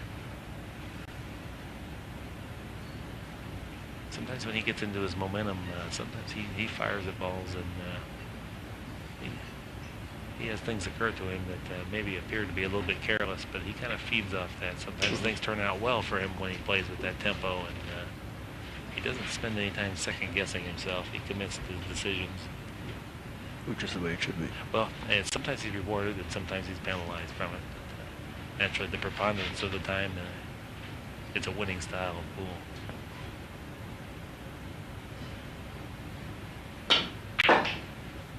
Here we get to see a beautiful position play. Efren brought the cue ball around, not to obtain a cut shot, but to get ideal position for the bank. The only part that makes this a little bit difficult is position for the 5. And he's executed it perfectly. That was far more difficult than it looked. He had to use a little draw to avoid bumping the cue ball into the 5. And still far from routine. A lot of pool experts have said that the skill of Efren Reyes in placement is certainly something to marvel at. Yeah, his position play is second to none.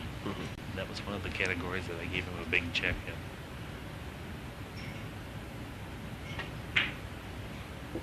Yeah, nice shot there.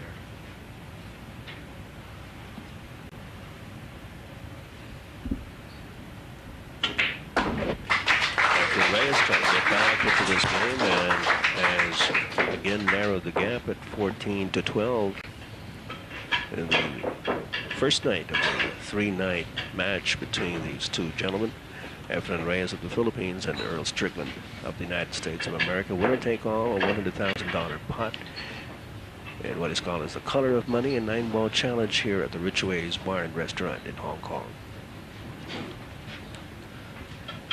Okay, let's see if Efren can get that one ball going in the side pocket now. That I'm sure was on his mind. He hit the cue ball squarely. Hasn't had too much luck with the break here, Mike. No, he's just a little short in the power department. That's the reward for having that super power break, is that you get a little more distance on those object balls, and the more distance you get, the more pocket openings they have to go by, and the greater the chance of making a ball. When the one ball's not going in the side, nor the wing ball's going in the corner, you have to rely on those balls going around the table. And That will be the decided advantage of Earl Strickland. Absolutely. Yeah. Look at that shot. Oh, yeah. He played a half safety. That was a two-way shot. He knows where he drew the cue ball back. Had the one not gone in the corner pocket, he was safe and rewarded if he does make the shot. He's got the potential to win the game. By no means was the two-way easy shot. Well, this is just what the doctor ordered for Efren getting back in this match. The way it will look there for a while, it looked like it might be lights out the way Earl had his offense going. It's only sputtered just a little bit, and believe me when I tell you, he really has not had the advantage in the breaks of the game so far.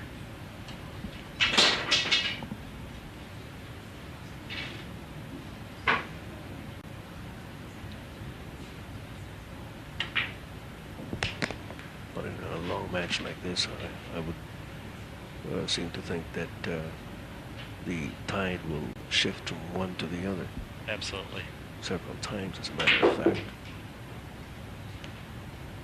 Yeah, I think ultimately what's going to tell the tale is one, Earl's going to have the edge big in the break department. And I think in the position of safety play, I think this is going to be a telling factor that Efren's going to have a big edge in that. And so for that reason, the contrast in styles makes this a super interesting match. If you notice, Efren nearly always plays the balls with soft speeds, and this is a byproduct of achieving the proper angles ball after ball. He's the master of position. By no means is Earl a poor position player, by no means. Probably second best in the world. But that's the one area that I give Efren the notch, I would say, would be in his position and safeties. Well, that's why the pool world has certainly taken a long, hard look at this match. Because the possibilities, they're endless. All right, we'll take a short break.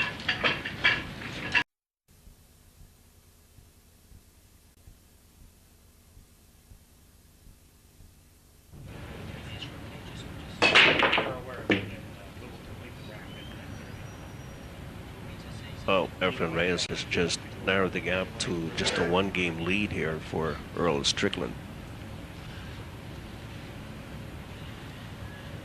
Good break by Efren Reyes, getting the one ball to the side pocket.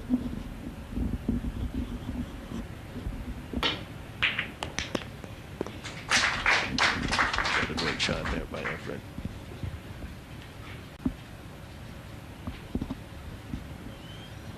Now he's facing a bank shot here, but I don't think we're going to see him play the offensive bank shot because the 6-7 precludes him from having an easy time running out. Yeah, as soon as I say that, he makes the bank easy.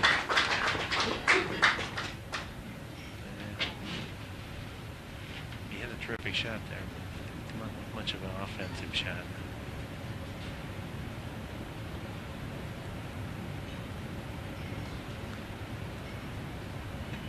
Let me make a correction there. The score is 15-13.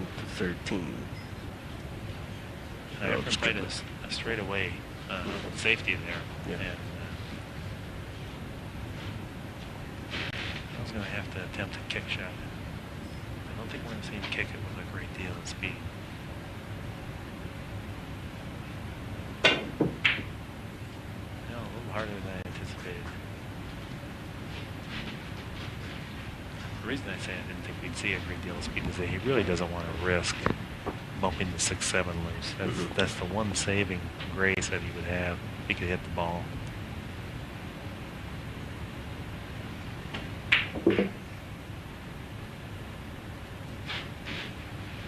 Efren's fell just a little bit short of ideal on this. I think he must be playing shape to play and bank the 6 ball cross side.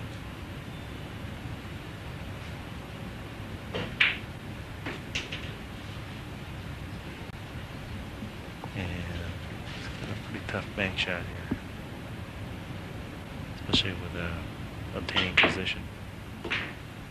Yeah, No problem there. No, not making the bank, but obtaining good position. Oh. It was just that the balls weren't laying proper for him. Now he's in just pure offensive mode. He might as well go ahead and bank the other two as well. That shows a left-handed stroke. Nearly identical to his right-handed stroke.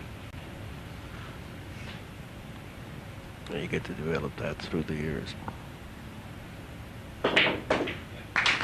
That was by no means an easy shot on the 9. It was elevated over the side pocket. And anytime that you elevate, you have to hit downward on the cue ball. The risk of missing is multiplied. Here we get to see some of his bank shots produced.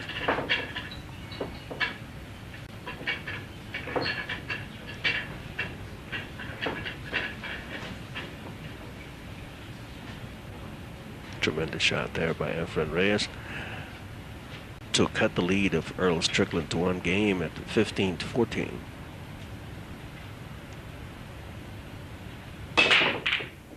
There's the 1 ball in the side pocket. That's going to be a big boost for Efren to even if he doesn't come up with a shot on the 2. Well, he certainly heaved a sigh of relief. He hasn't been getting the good position or good luck in the breaks, but this is certainly a lot better than what he has come up with the previous times. What a tremendous shot. Oh, yeah. Now the 5-8, that's the last remaining situation that might be a little bit to deal with in this rack. I know that he's already played it in his mind. I just can't tell from the way that we're sitting and the lay of the balls. If the 5 goes in the side, then we won't see him go from these balls.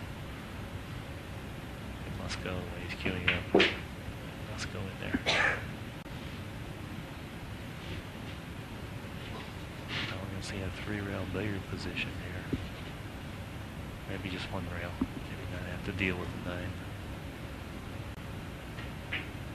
Yeah, just 1 rail. He used maximum left-hand spin. You can see the deviation the cue ball took when it hit the rail.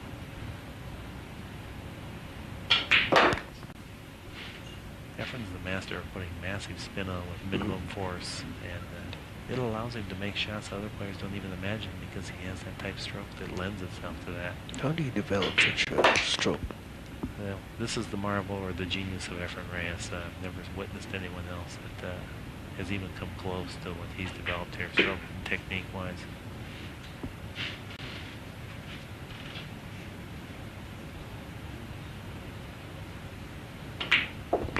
Tied again at 15 games apiece.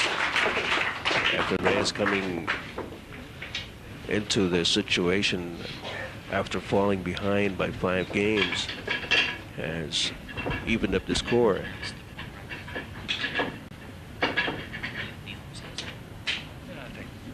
That'll be good. Yeah. And so now Efren Reyes has another opportunity at the break.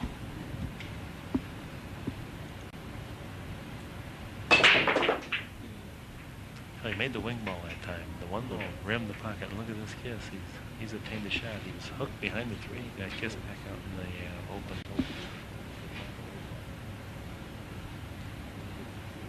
You know, what a tremendous comeback already we've witnessed there. He was 5 or 6 games down there just a little bit ago, and I think since then Earl's only won 1 game.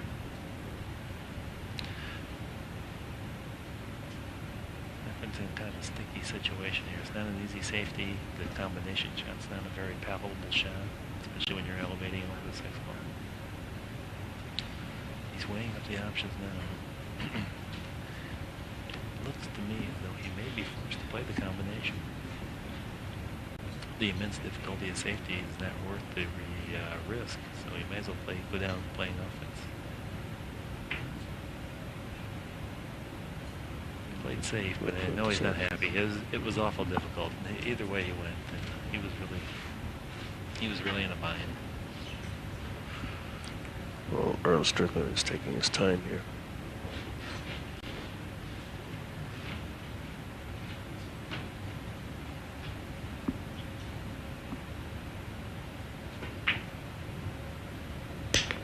Nice shot.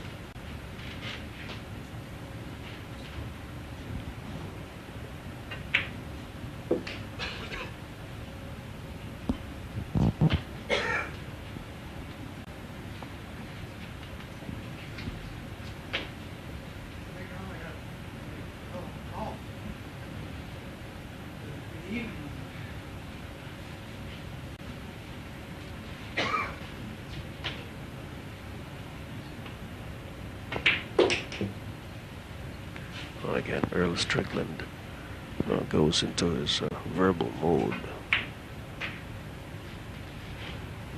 I think it's also important what he did just before he took the first shot, that he took time to compose himself, to get his bearings. Yeah, especially after sitting down for a while. He wanted to make sure to get full advantage out of this opportunity.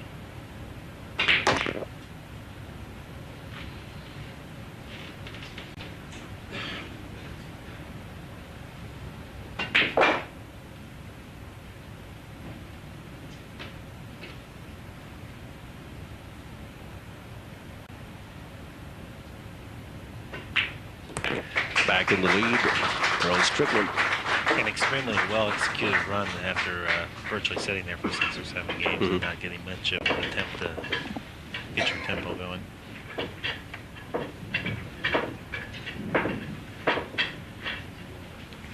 Well, we've certainly been treated to superb pool here, and the excitement is even brewing at a higher degree now that we've got into a closer match again.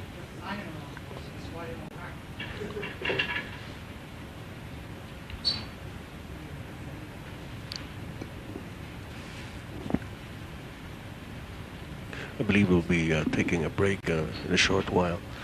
Yeah, we're looking at about 2 games, I would say.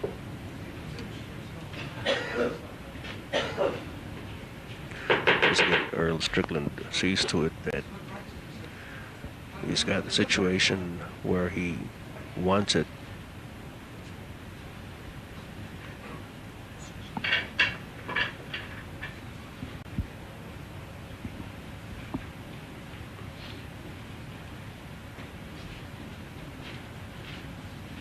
He's examining the rack to make sure the balls are frozen. Particular balls of importance are the top 3 balls, so that it's not a combination shot going into the rack. That all the balls are frozen, and the energy passes right through them real freely.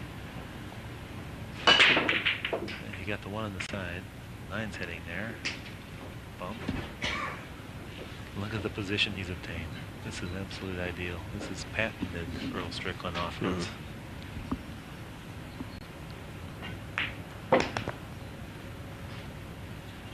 No wonder he takes pains to see to it that everything is in tip-top shape before he even attempts to break.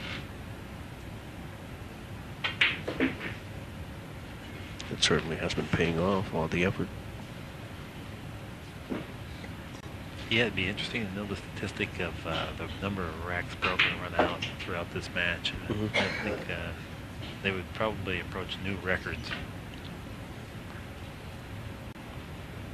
And we're only in the first night. Right. A little interesting statistic on the break. Even with the best players in the world, they scratch 13% of the time. They Really? commit a foul, yeah. So far, I think we've only seen 1 or 2 in this match.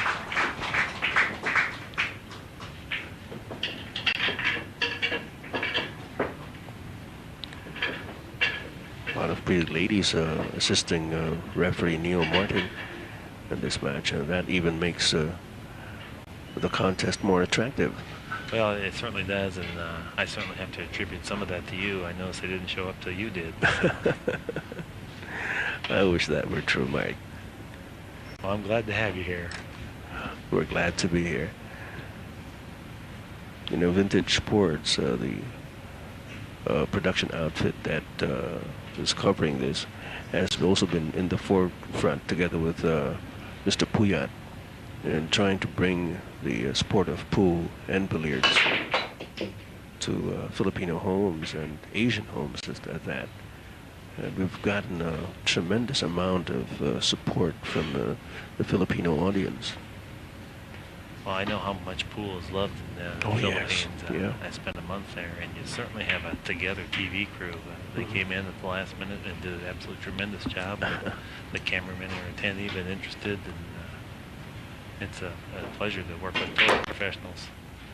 We're a bit flabbergasted at the short notice, but as we said, we grabbed it as soon as the opportunity presented itself, because being able to witness such high quality of play doesn't come around too often. I don't know if Earl's hit this hard enough. He's going to land right on top of the 6. No. This was going to be kind of a tricky play as well. It looks like he's going to try to play safe. And he just executed it masterfully. He took a page right out of Efren's playbook on the safety portion of the game. And this is going to be tough for Efren to generate much here. It looks like he may have to. He's lining something up. He's going to try to kick 2 rails and bring the cue ball on top of the 7 and hopefully get fortunate by blocking it at the 6. Soft speed. Wow. Wow. Absolute fantastic pool. Is that what he wanted? That's what he wanted. Absolute fantastic pool shot. Now, unfortunately, he didn't want to bump the 7. He's left Earl a possible 2-way shot here, a bank shot on the 6 as well as a play on the 9. And I think he'll make one or the other. Got it. Maybe both. You know, interesting enough, Efren, I look up to him for his immense skills, and he always used to tell me that tremendous pool was played in the Philippines, and there's lots of good players there.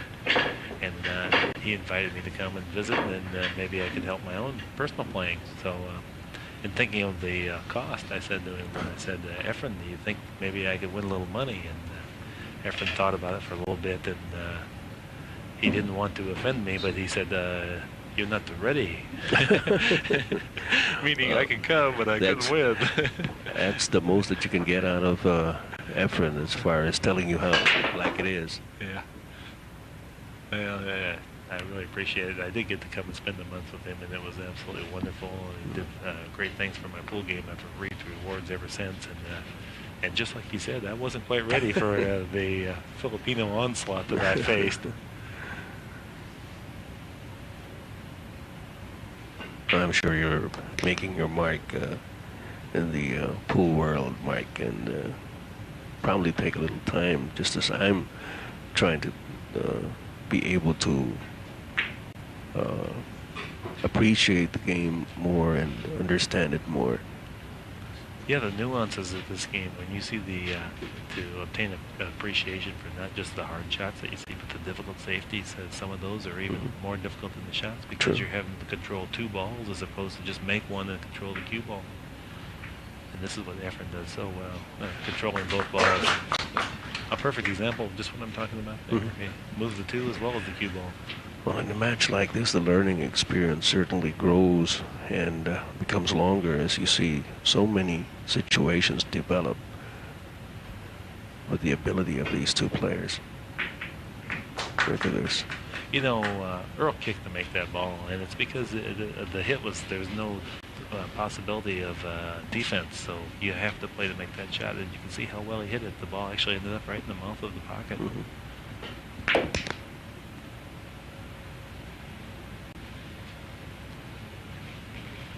Efren's not happy with the angle he achieved here. It's going to force him to come out here and play the 5 ball back into the pocket that he just played the 2 ball. But he's an artist with the cue. It's just a little bit off angle. He's going to have to do a little negotiation here to get the cue ball across the table and back into alignment with the 6 ball. Nice firm. Not maximum backspin, just a little bit of backspin to take the forward momentum off the cue ball.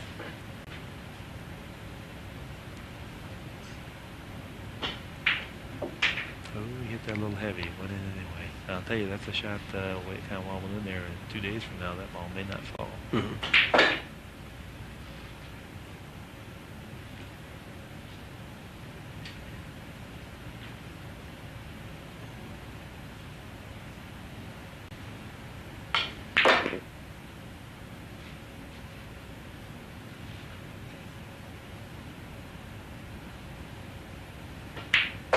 And again, Efren makes sure that things don't get out of hand as he wins another game and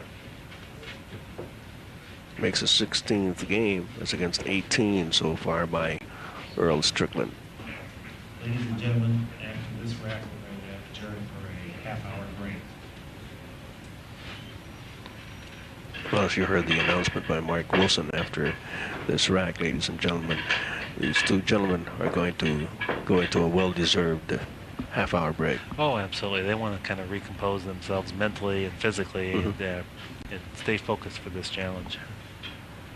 You know, they had $100,000 cash laid out on the table, and I'd never seen so much money. It actually covers the entire table, and there's quite a bit of chunk of money left over. Well, I suppose they had security around. Actually, they didn't, and surprisingly enough, after they photographed it, they just swept it into a bag. I guess most of the people were just too overwhelmed to do anything about it. You can see a masterful break there. The cue ball absolutely stopped dead in its tracks out in the middle of the table and left himself a pretty good shot on the one. Now he negotiated the cue ball around the sixth ball quite nicely there. And then, unfortunately, he's been penalized. Made a terrific shot, and he got a Strickland roll that time.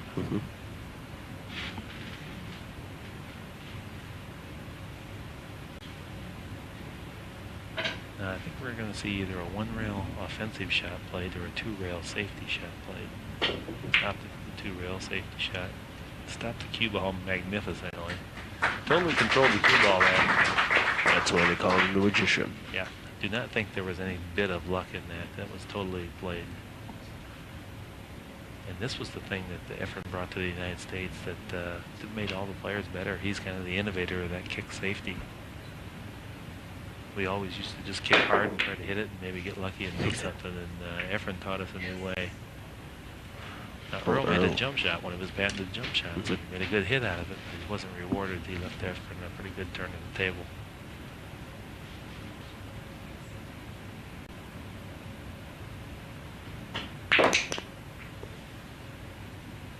Efren loaded the cue ball up with a maximum right-hand spin in an attempt to avoid bumping the 9 ball. He didn't want to have to bump into that. Now he's going to be forced to be a shot maker.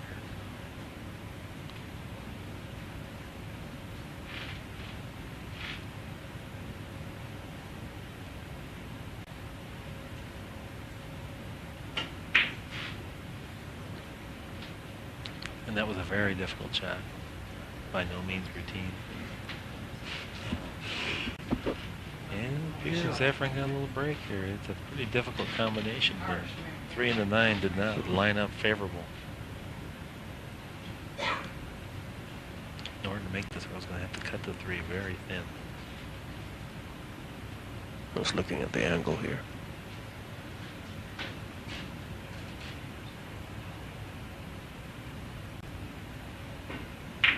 Oh, tremendous shot. Tremendous shot.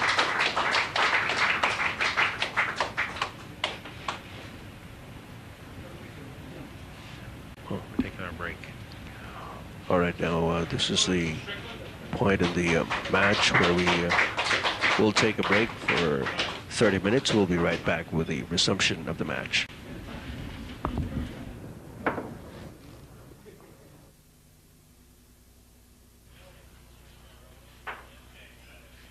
Okay, ladies and gentlemen, we're going to clean the balls and get the second half of the match underway.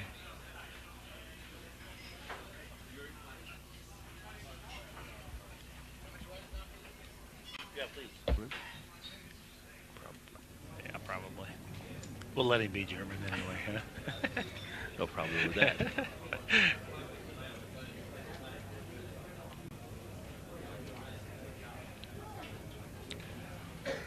All right, you're back with us here at Ridgeway's Bar and Restaurant in Hong Kong. I'm Ed Bixon together with Mark Wilson. And this is the resumption of the Color of Money 9-ball challenge, a winner-take-all $100,000 pot between Efren Reyes of the Philippines and Earl Strickland of the United States of America. And as we resume, the score stands at 19-16, and Earl Strickland will have the break at resumption. Well, there's certainly a sense of urgency for as early in the match as it is, and The reason for that is that this is for absolute supremacy in the world. The winner of this can universally be regarded as the premier player on earth.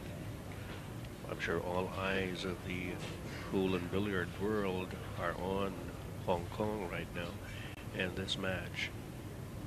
You can see by the looks on both players that they recognize what's at stake here.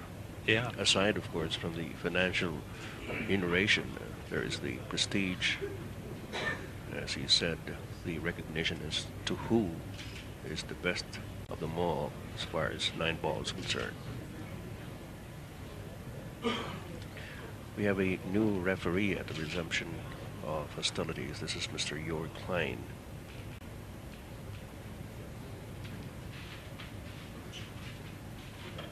Earl's now down there inspecting his work, and he doesn't seem completely satisfied with it.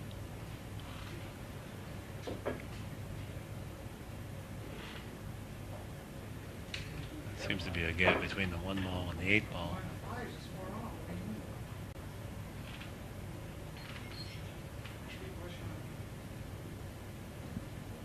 Just as Earl got the other referee broke in, I think this is a shame. Well, everybody's work is cut out for him at this juncture. Earl Strickland leaving no stone unturned here to see to it that everything is to his satisfaction. I don't belong. Well, he didn't make a ball on the break. He broke him pretty well.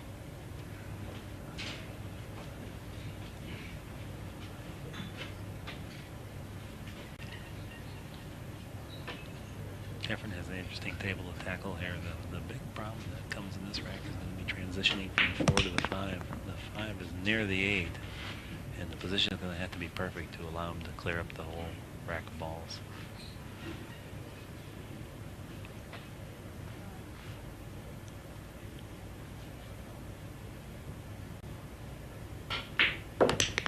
He hit that very smoothly. It was not an easy shot. He was just a little bit off angle, and it required a lot of backspin, but you want to reduce the amount of power that the ball hits the pocket with so that it doesn't rattle and spit out. 3 ball in the corner. Yeah, he did achieve the right angle on the 4. I know he's dissatisfied with that, and it's going to require quite a shot to get good position on the 5 now. Where would he want to bring this on, Mark? Well, he needs to be about in the same place the 4 ball is now, back to the center of the table. We're going to see a 3 cushion shot. It appears it has a perfect speed, and I don't think you could have put it anywhere on the table with your hand any better than what he's achieved.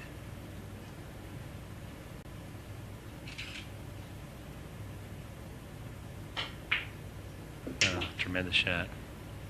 He used a lot of low left spin to bring the cue ball around the 8 so that it didn't bump the 8 ball.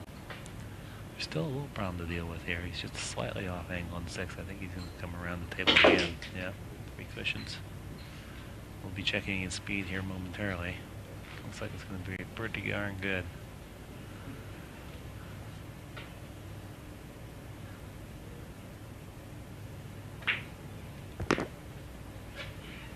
When you get positioned like that, everybody feels like they can make all the balls.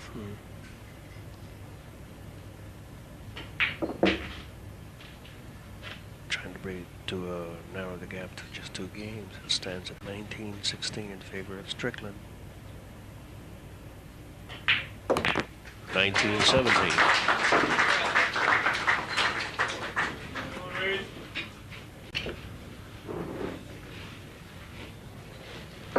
Okay, now we got our referee back to work.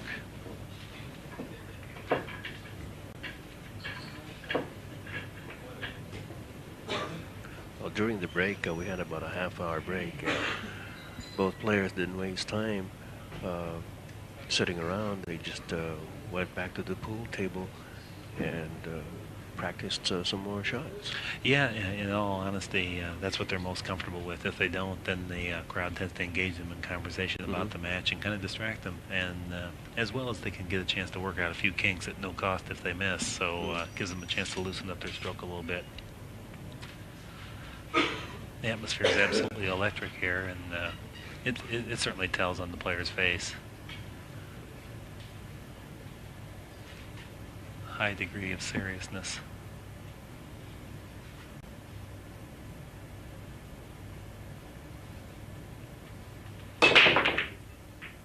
Tremendous break.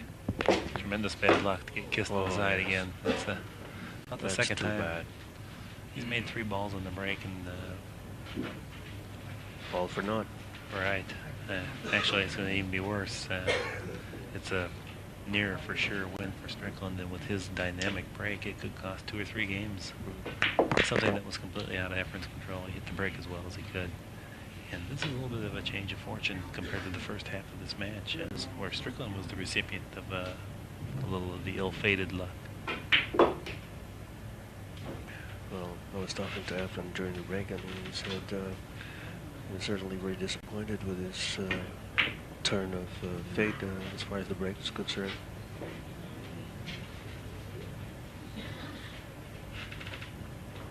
What happened there, Mike? Well, we lost our focus a little bit. I'm sure he was kind of mumbling in between shots, and this is not that unusual with him. He's kind of a temperamental guy, and sometimes even the routine things become hard when he's agitated.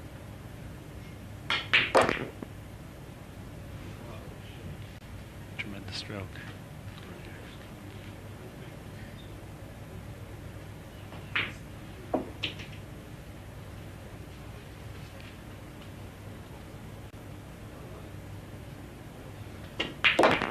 The crowd here at Ridgeway is certainly getting a treat from these 2 players. Right now, it looks like the momentum has swung over to Efren, as he has just narrowed the gap again to just a 1-game advantage for Earl Strickland. I would just like to note that so far, all my predictions, including the last rack that it was going to be a certain win for Earl, none of them have yet come true. So henceforth, anything that I say, I would like it to mean just the opposite. Well, this match has taken a lot of twists and turns, and certainly has become very unpredictable at this point. With that layout of balls in the first segment of the match, Strickland never had a turnover with that type of a layout where it was somewhat routine. And not that they don't occur, everybody has those. The absolute champions have fewer of those than the rest of us.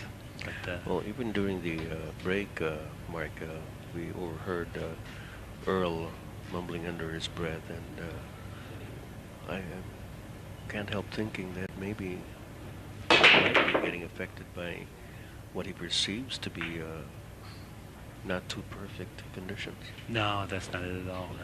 This is actually pristine conditions to what we generally play under. But I think it's more a byproduct of the pressure out here. I think it's actually, he may be a little bit under.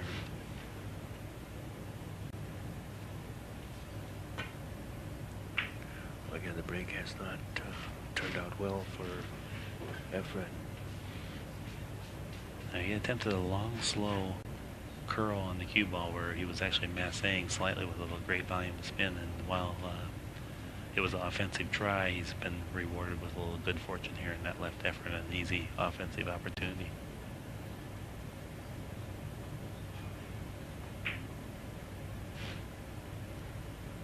Here's one of Efren's patented safety plays. Not only did he move the 1 ball to a advantageous place, but he also left the cue ball blocked by about 4 balls. And this will require some doing to make a legal contact on the 1 ball. Let's see what Earl comes up with. I'm definitely not predicting. He's made a foul.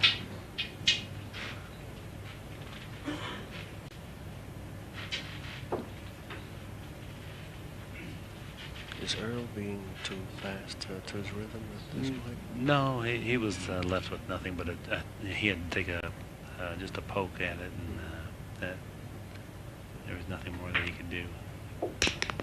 No, actually, I shouldn't say that. He could have just accepted it as a foul and maybe tried to tie up some other balls on the table too. But he felt like he had a good enough chance to hit the ball.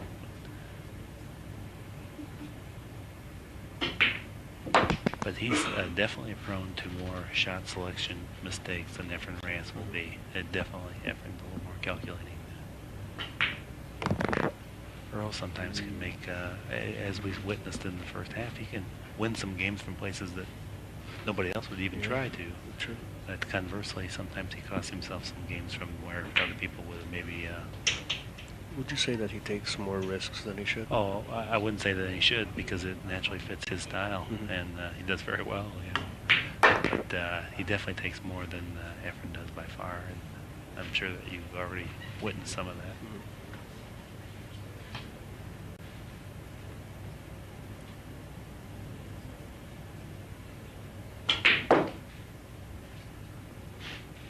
He used a tremendous amount of power, but the cue ball really didn't respond as well as he would have liked.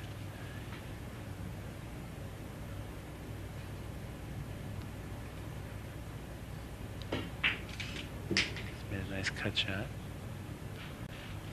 Maybe the cue ball come around there. Looked like that's the way he played it perfectly. I'm going to have to use a little power on this shot. I can't see from this angle if he's going to choose top or bottom. Oh, he's going to have to go left-handed to magnify the difficulty. He's using bottom. And when you have to swing that hard with your opposite hand, it's very easy to slightly miss-hit the cue ball, creating a miscue whereby you'd miss the shot. So it was a tremendous shot. And the clean calculating style of Efren Reyes has moved up the competition to an even level again. We're at 19 all. First night is a race to 35. This is a 3-night affair. The Color of Money 9-ball challenge here at Ridgway's Bar and Restaurant in Hong Kong. You know, kind of interesting. Efren was down trailing 6 racks earlier in the segment, and to lesser skilled players, that would be a near insurmountable lead because there's so many shots per game. But with this caliber of play, just 1 or 2 shots could mean as many as 6 games sometimes. And that's the way it's turned out so far. Now the advantage has swung back to Efren as he has evened up the match at 19 games apiece. The balls are the most interesting to watch is the corner ball, the 4 ball, which is light, as well as the 1 ball. And not to mention the cue ball, and I think we're getting back to that 13% ratio that I had mentioned earlier of amount of scratches on the break that occur. Well, it looks like Efren's getting more than his share of scratches at this point. Yeah, he's had a couple bad kisses. That time it was his fault. He hit the rack a little bit off center, and that's what allowed the cue ball to head toward that side pocket. That side pocket looms quite large on the break because of the volume of power these guys use. The cue ball generally stops about in the center of the table, and a slight mishit propels it right into the side pocket.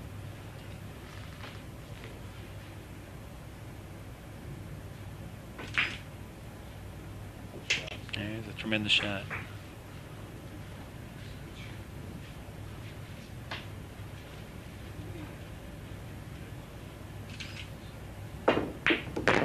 Another tremendous shot. That was much more difficult than it looked. This is one of the fortes of Earl Strickland's game, is a slightly elevated cue. This magnifies the difficulty of accuracy, and especially when you couple that with trying to use power.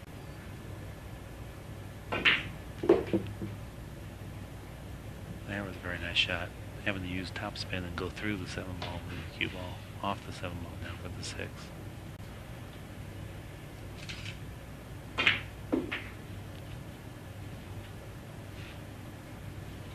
Perfect 3 cushion position.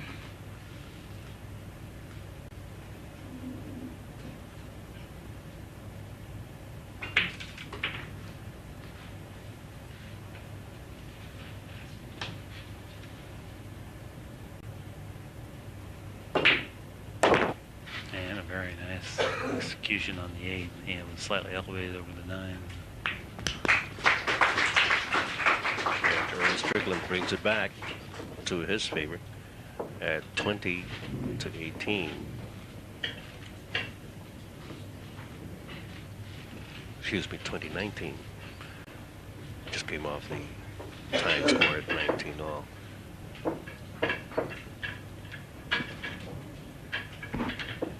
I think I better wear my glasses. So after 39 racks, there's only one rack separating these two players.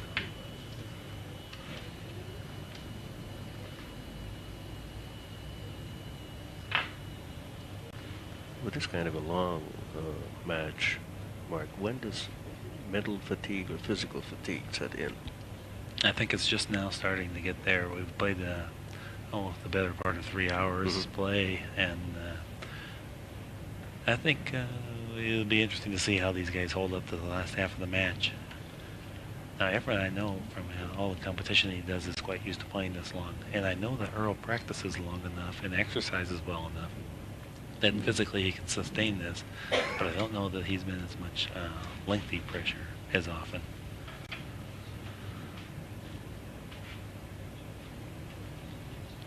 Now, interesting enough, he's never broken through the whole match from this side, to my recollection. Right. And he's trying a new tactic here. They made a ball in the back, but the ball that he was looking to make that time was the 3-ball. You got the 6. Yeah, it happened to be the corner ball on that side of the rack that he broke from.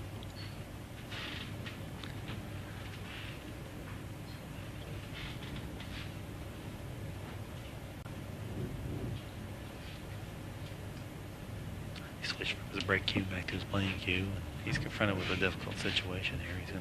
Looks like he's gonna play a defensive shot. He's pushing out.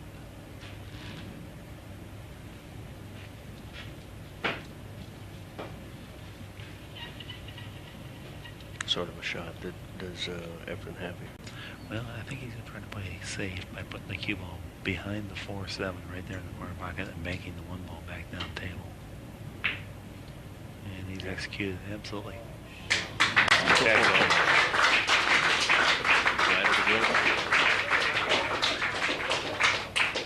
Well, you said earlier, you mentioned it time and again, Mike, that's his forte. And this is really a precarious position to try to make a legal contact on the 1. I would not say the odds are good. I'm not saying he won't hit it because I haven't been too correct, but this is going to require some doing. He had the mass A out of there, and he made an excellent attempt at that. And you see the cue ball break after it got past the 7-ball to create an angle enough that he could get to the 1. The 4 had impeded him from taking a direct route with just one cushion natural angle. It just wasn't there. Now there's a fair chance we're going to see a 5-9 combination, depending upon the angle he's able to achieve on the 4 here. If he just follows it straight ahead, I'm nearly certain that we'll see a 5-9 combination. Efren will play the 4-ball in the corner pocket, bring the cue ball around 3 cushions.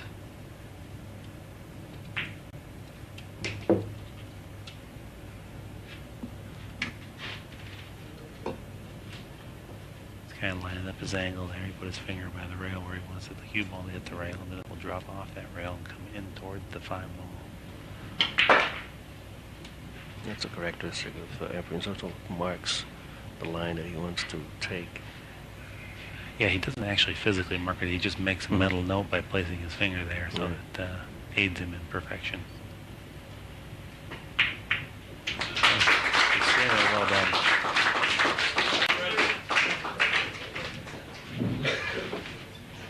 And we're tied up again at 20 all.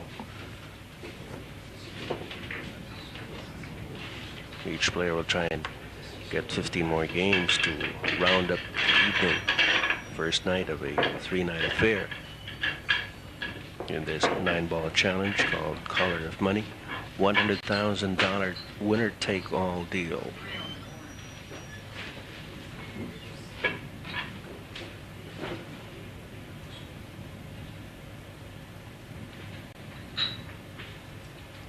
Earl Strickland there on the screens.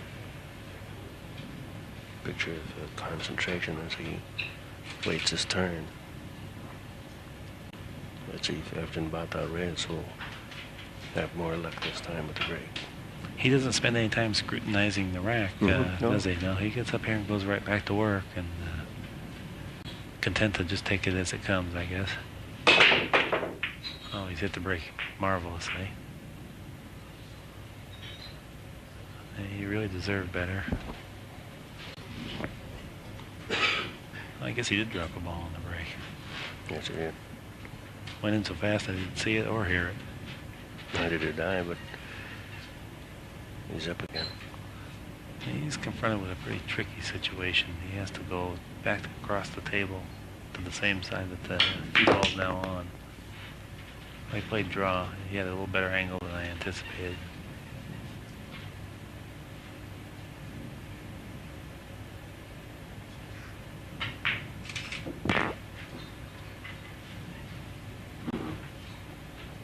If you notice, the players really try to avoid letting that cue ball get on the cushion. You have to elevate their cue, and that magnifies difficulty as well as control. You have to be pretty accurate on each shot.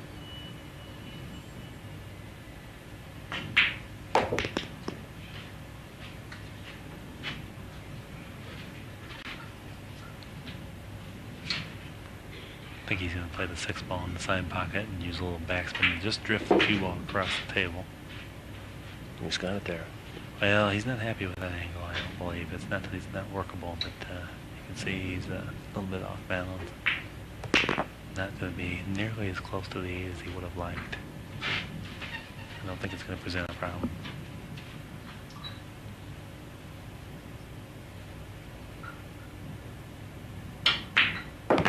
Oh, he hit it very nicely.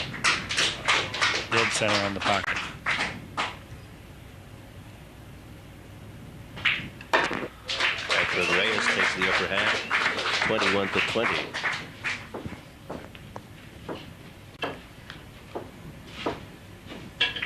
As Mark Wilson mentioned earlier, at a certain point early in the game, Earl Strickland took a 6-game lead, but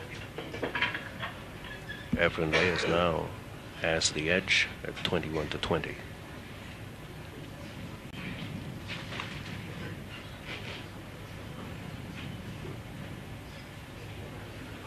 Yeah, while Efren doesn't possess the big break, he certainly possesses all the shot-making tools necessary that if he does get a shot, it's usually a loss for your opponent, his opponent.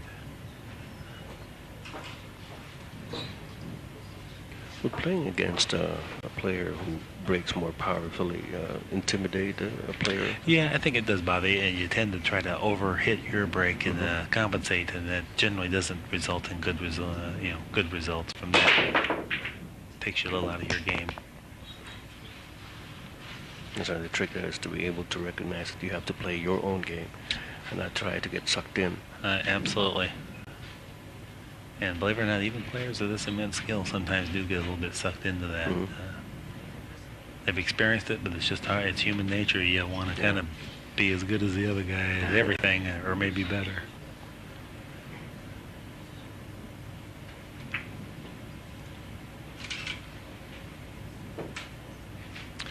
Well, I've been kind of happy with his push out because the 7 and the 8 lined up so that they could be made. He was attempting to tie those up so that they weren't available to be made.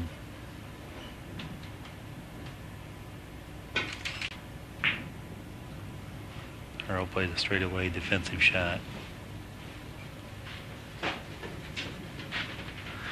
And while Efren's got some negotiating to do, he handles these situations better than anyone on the face of this planet. Safety. And now he has the balls on opposite sides of the table and hidden.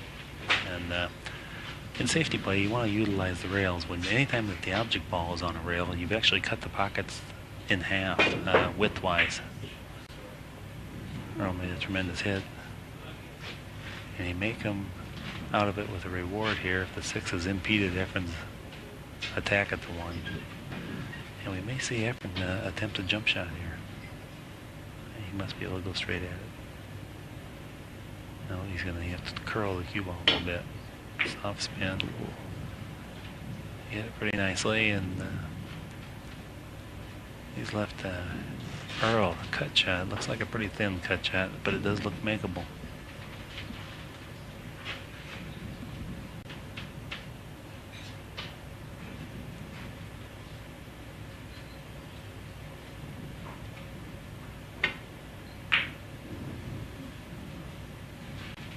Definitely not an easy shot.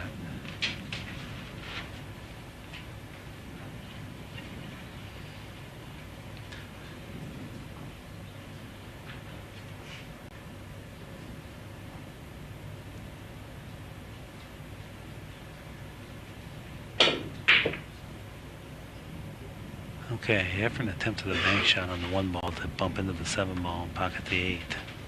And that's all that he had. So he played straightaway offense.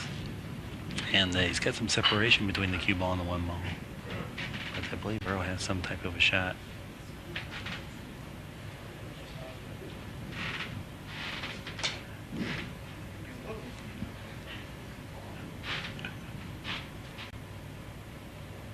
Want some broom here. What a tremendous shot. That's one of the absolute strengths of Strickland's game, is those elevated cue shots.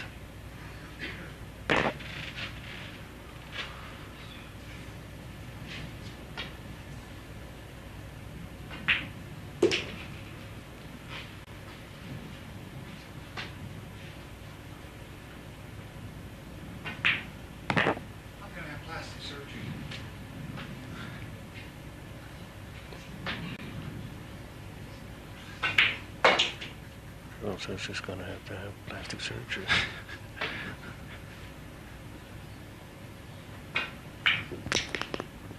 Well, got a little careless on that position play.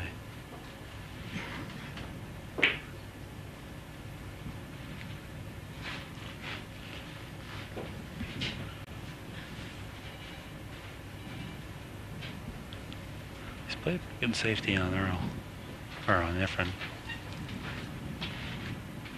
Efren's weighing up the possibilities. It looks like it's going to be a 2-rail kick at the 7, giving him the best chance to come out of it with a safe or possibility of making it. Well, it was a very good safety by Earl.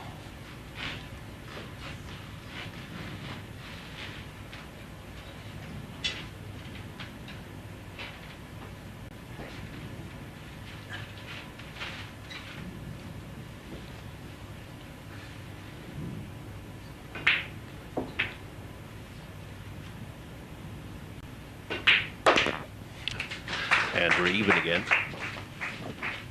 at 21 all. 42 wrecks have transpired here. We've had a lot of pool, and we have a deadlock score. That's why we've got a lot of pool, because there have been no quarters given and none taken in this particular match, as expected. I would even dare say that we did not expect such an intense match as this. And now you know why all the American players dream of coming over to see this, because they knew it was going to be loaded with fireworks and spectacular play. Well, everybody here at Ridge Rays is certainly enjoying this. I'm sure Congressman Poppy Puyat would have wanted to be here tonight, but he's playing again tomorrow. And we're going to regale him with a lot of tales about this opening night. I'm sure he'd be highly amused. He's one of the biggest pool fans that you have. And he's certainly been the patron of pool players in the Philippines. He has really gone to great lengths to be able to support the sport and the players. I know that Efren thinks highly of him, because he always mentions him whenever he talks about pool in the Philippines. Oh, definitely. Okay, the ball that we're looking to make is the 2's on the page. The wing ball did go in from that side, which was the 2 ball. Really wasn't supposed to be on the wing. It's been mutually agreed by both players that the 2 would be on the very tail end of the rack, every rack. Now, the order of the balls actually does make a difference. It's not just purely random where they go, and the probabilities of you obtaining a shot from various different placements on the rack or higher or lesser, and so it was mutually agreed that it would be the same for both players.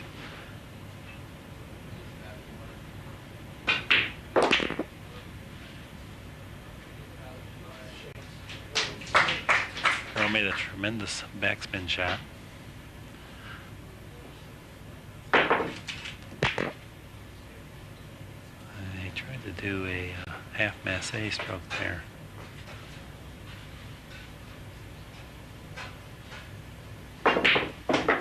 Look at that shot making ability.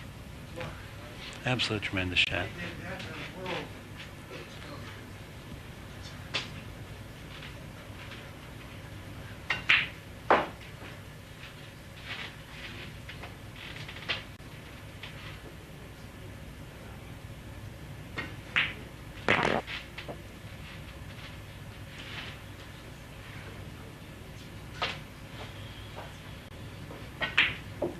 Well, there we've witnessed a fine display of shot making.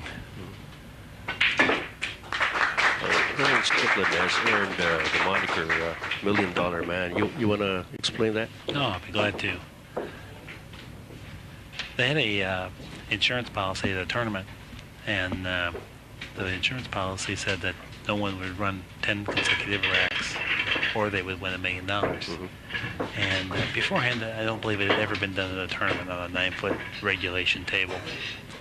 And right before we came to Hong Kong last time, I sat next to Earl on the airplane, and he assured me that it would never be done. He'd played pool so many years that it would never be done. And then he went home from here, and the first tournament he played in, he achieved that. And so the $1 Million Man, Earl Strickland.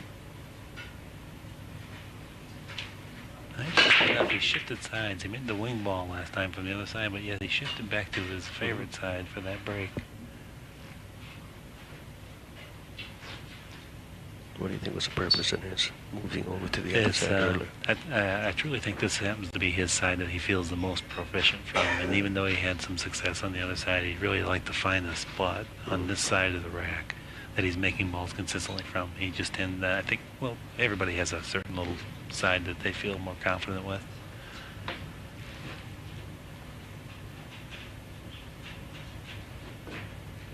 And he's played a straightaway safety. And this is a much improved aspect of his game. I remember in his youth he used to try for shots that were nigh impossible.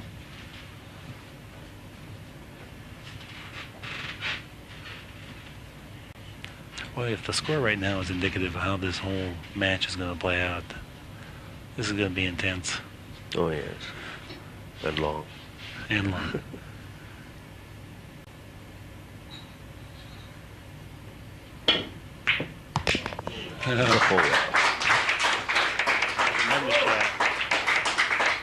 That certainly earned the appreciation of the crowd here at Ridgeways.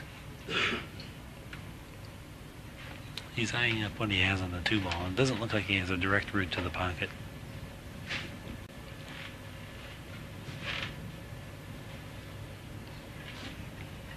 Why don't you venture a guess on this one? I'm a little exhausted on my guesses. I think we'll just wait and see. Okay. Yeah, I know if it's a difficult shot, he's going to play a defensive shot. He made a point on the table where he plans to place one of the 2 balls. Oh, look at this shot. Spectacular. Knocked the cue ball behind the 8 and moved the 2 ball down where he pointed his tip on the table beforehand. Again, the position play of Efren Reyes earning the nod at the crowd here.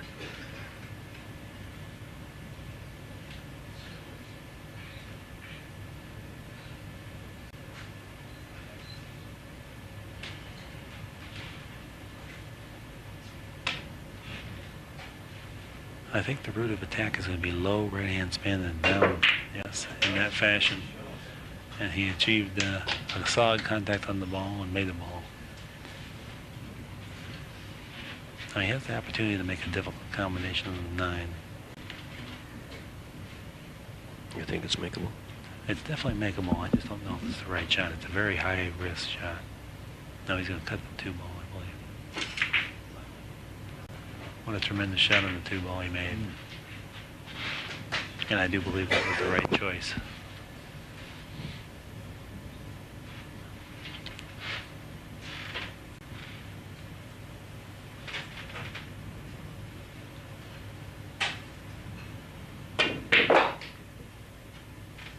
Boy, a fantastic position shot. When you have to hit a ball that accurate with that much power, it's a supreme difficulty. You would think that a power player such as Earl Strickland would not have the kind of finesse that he's been displaying here.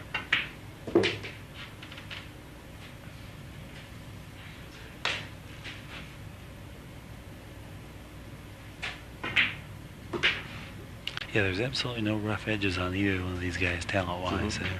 They're thoroughly polished and they're well-versed in all aspects of the game.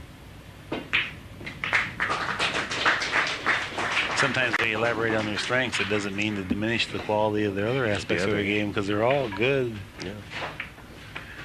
Well, the match wouldn't be this close if they were that superb in every aspect of the game, and certainly everybody watching this, including our televiewers, certainly appreciate that fact.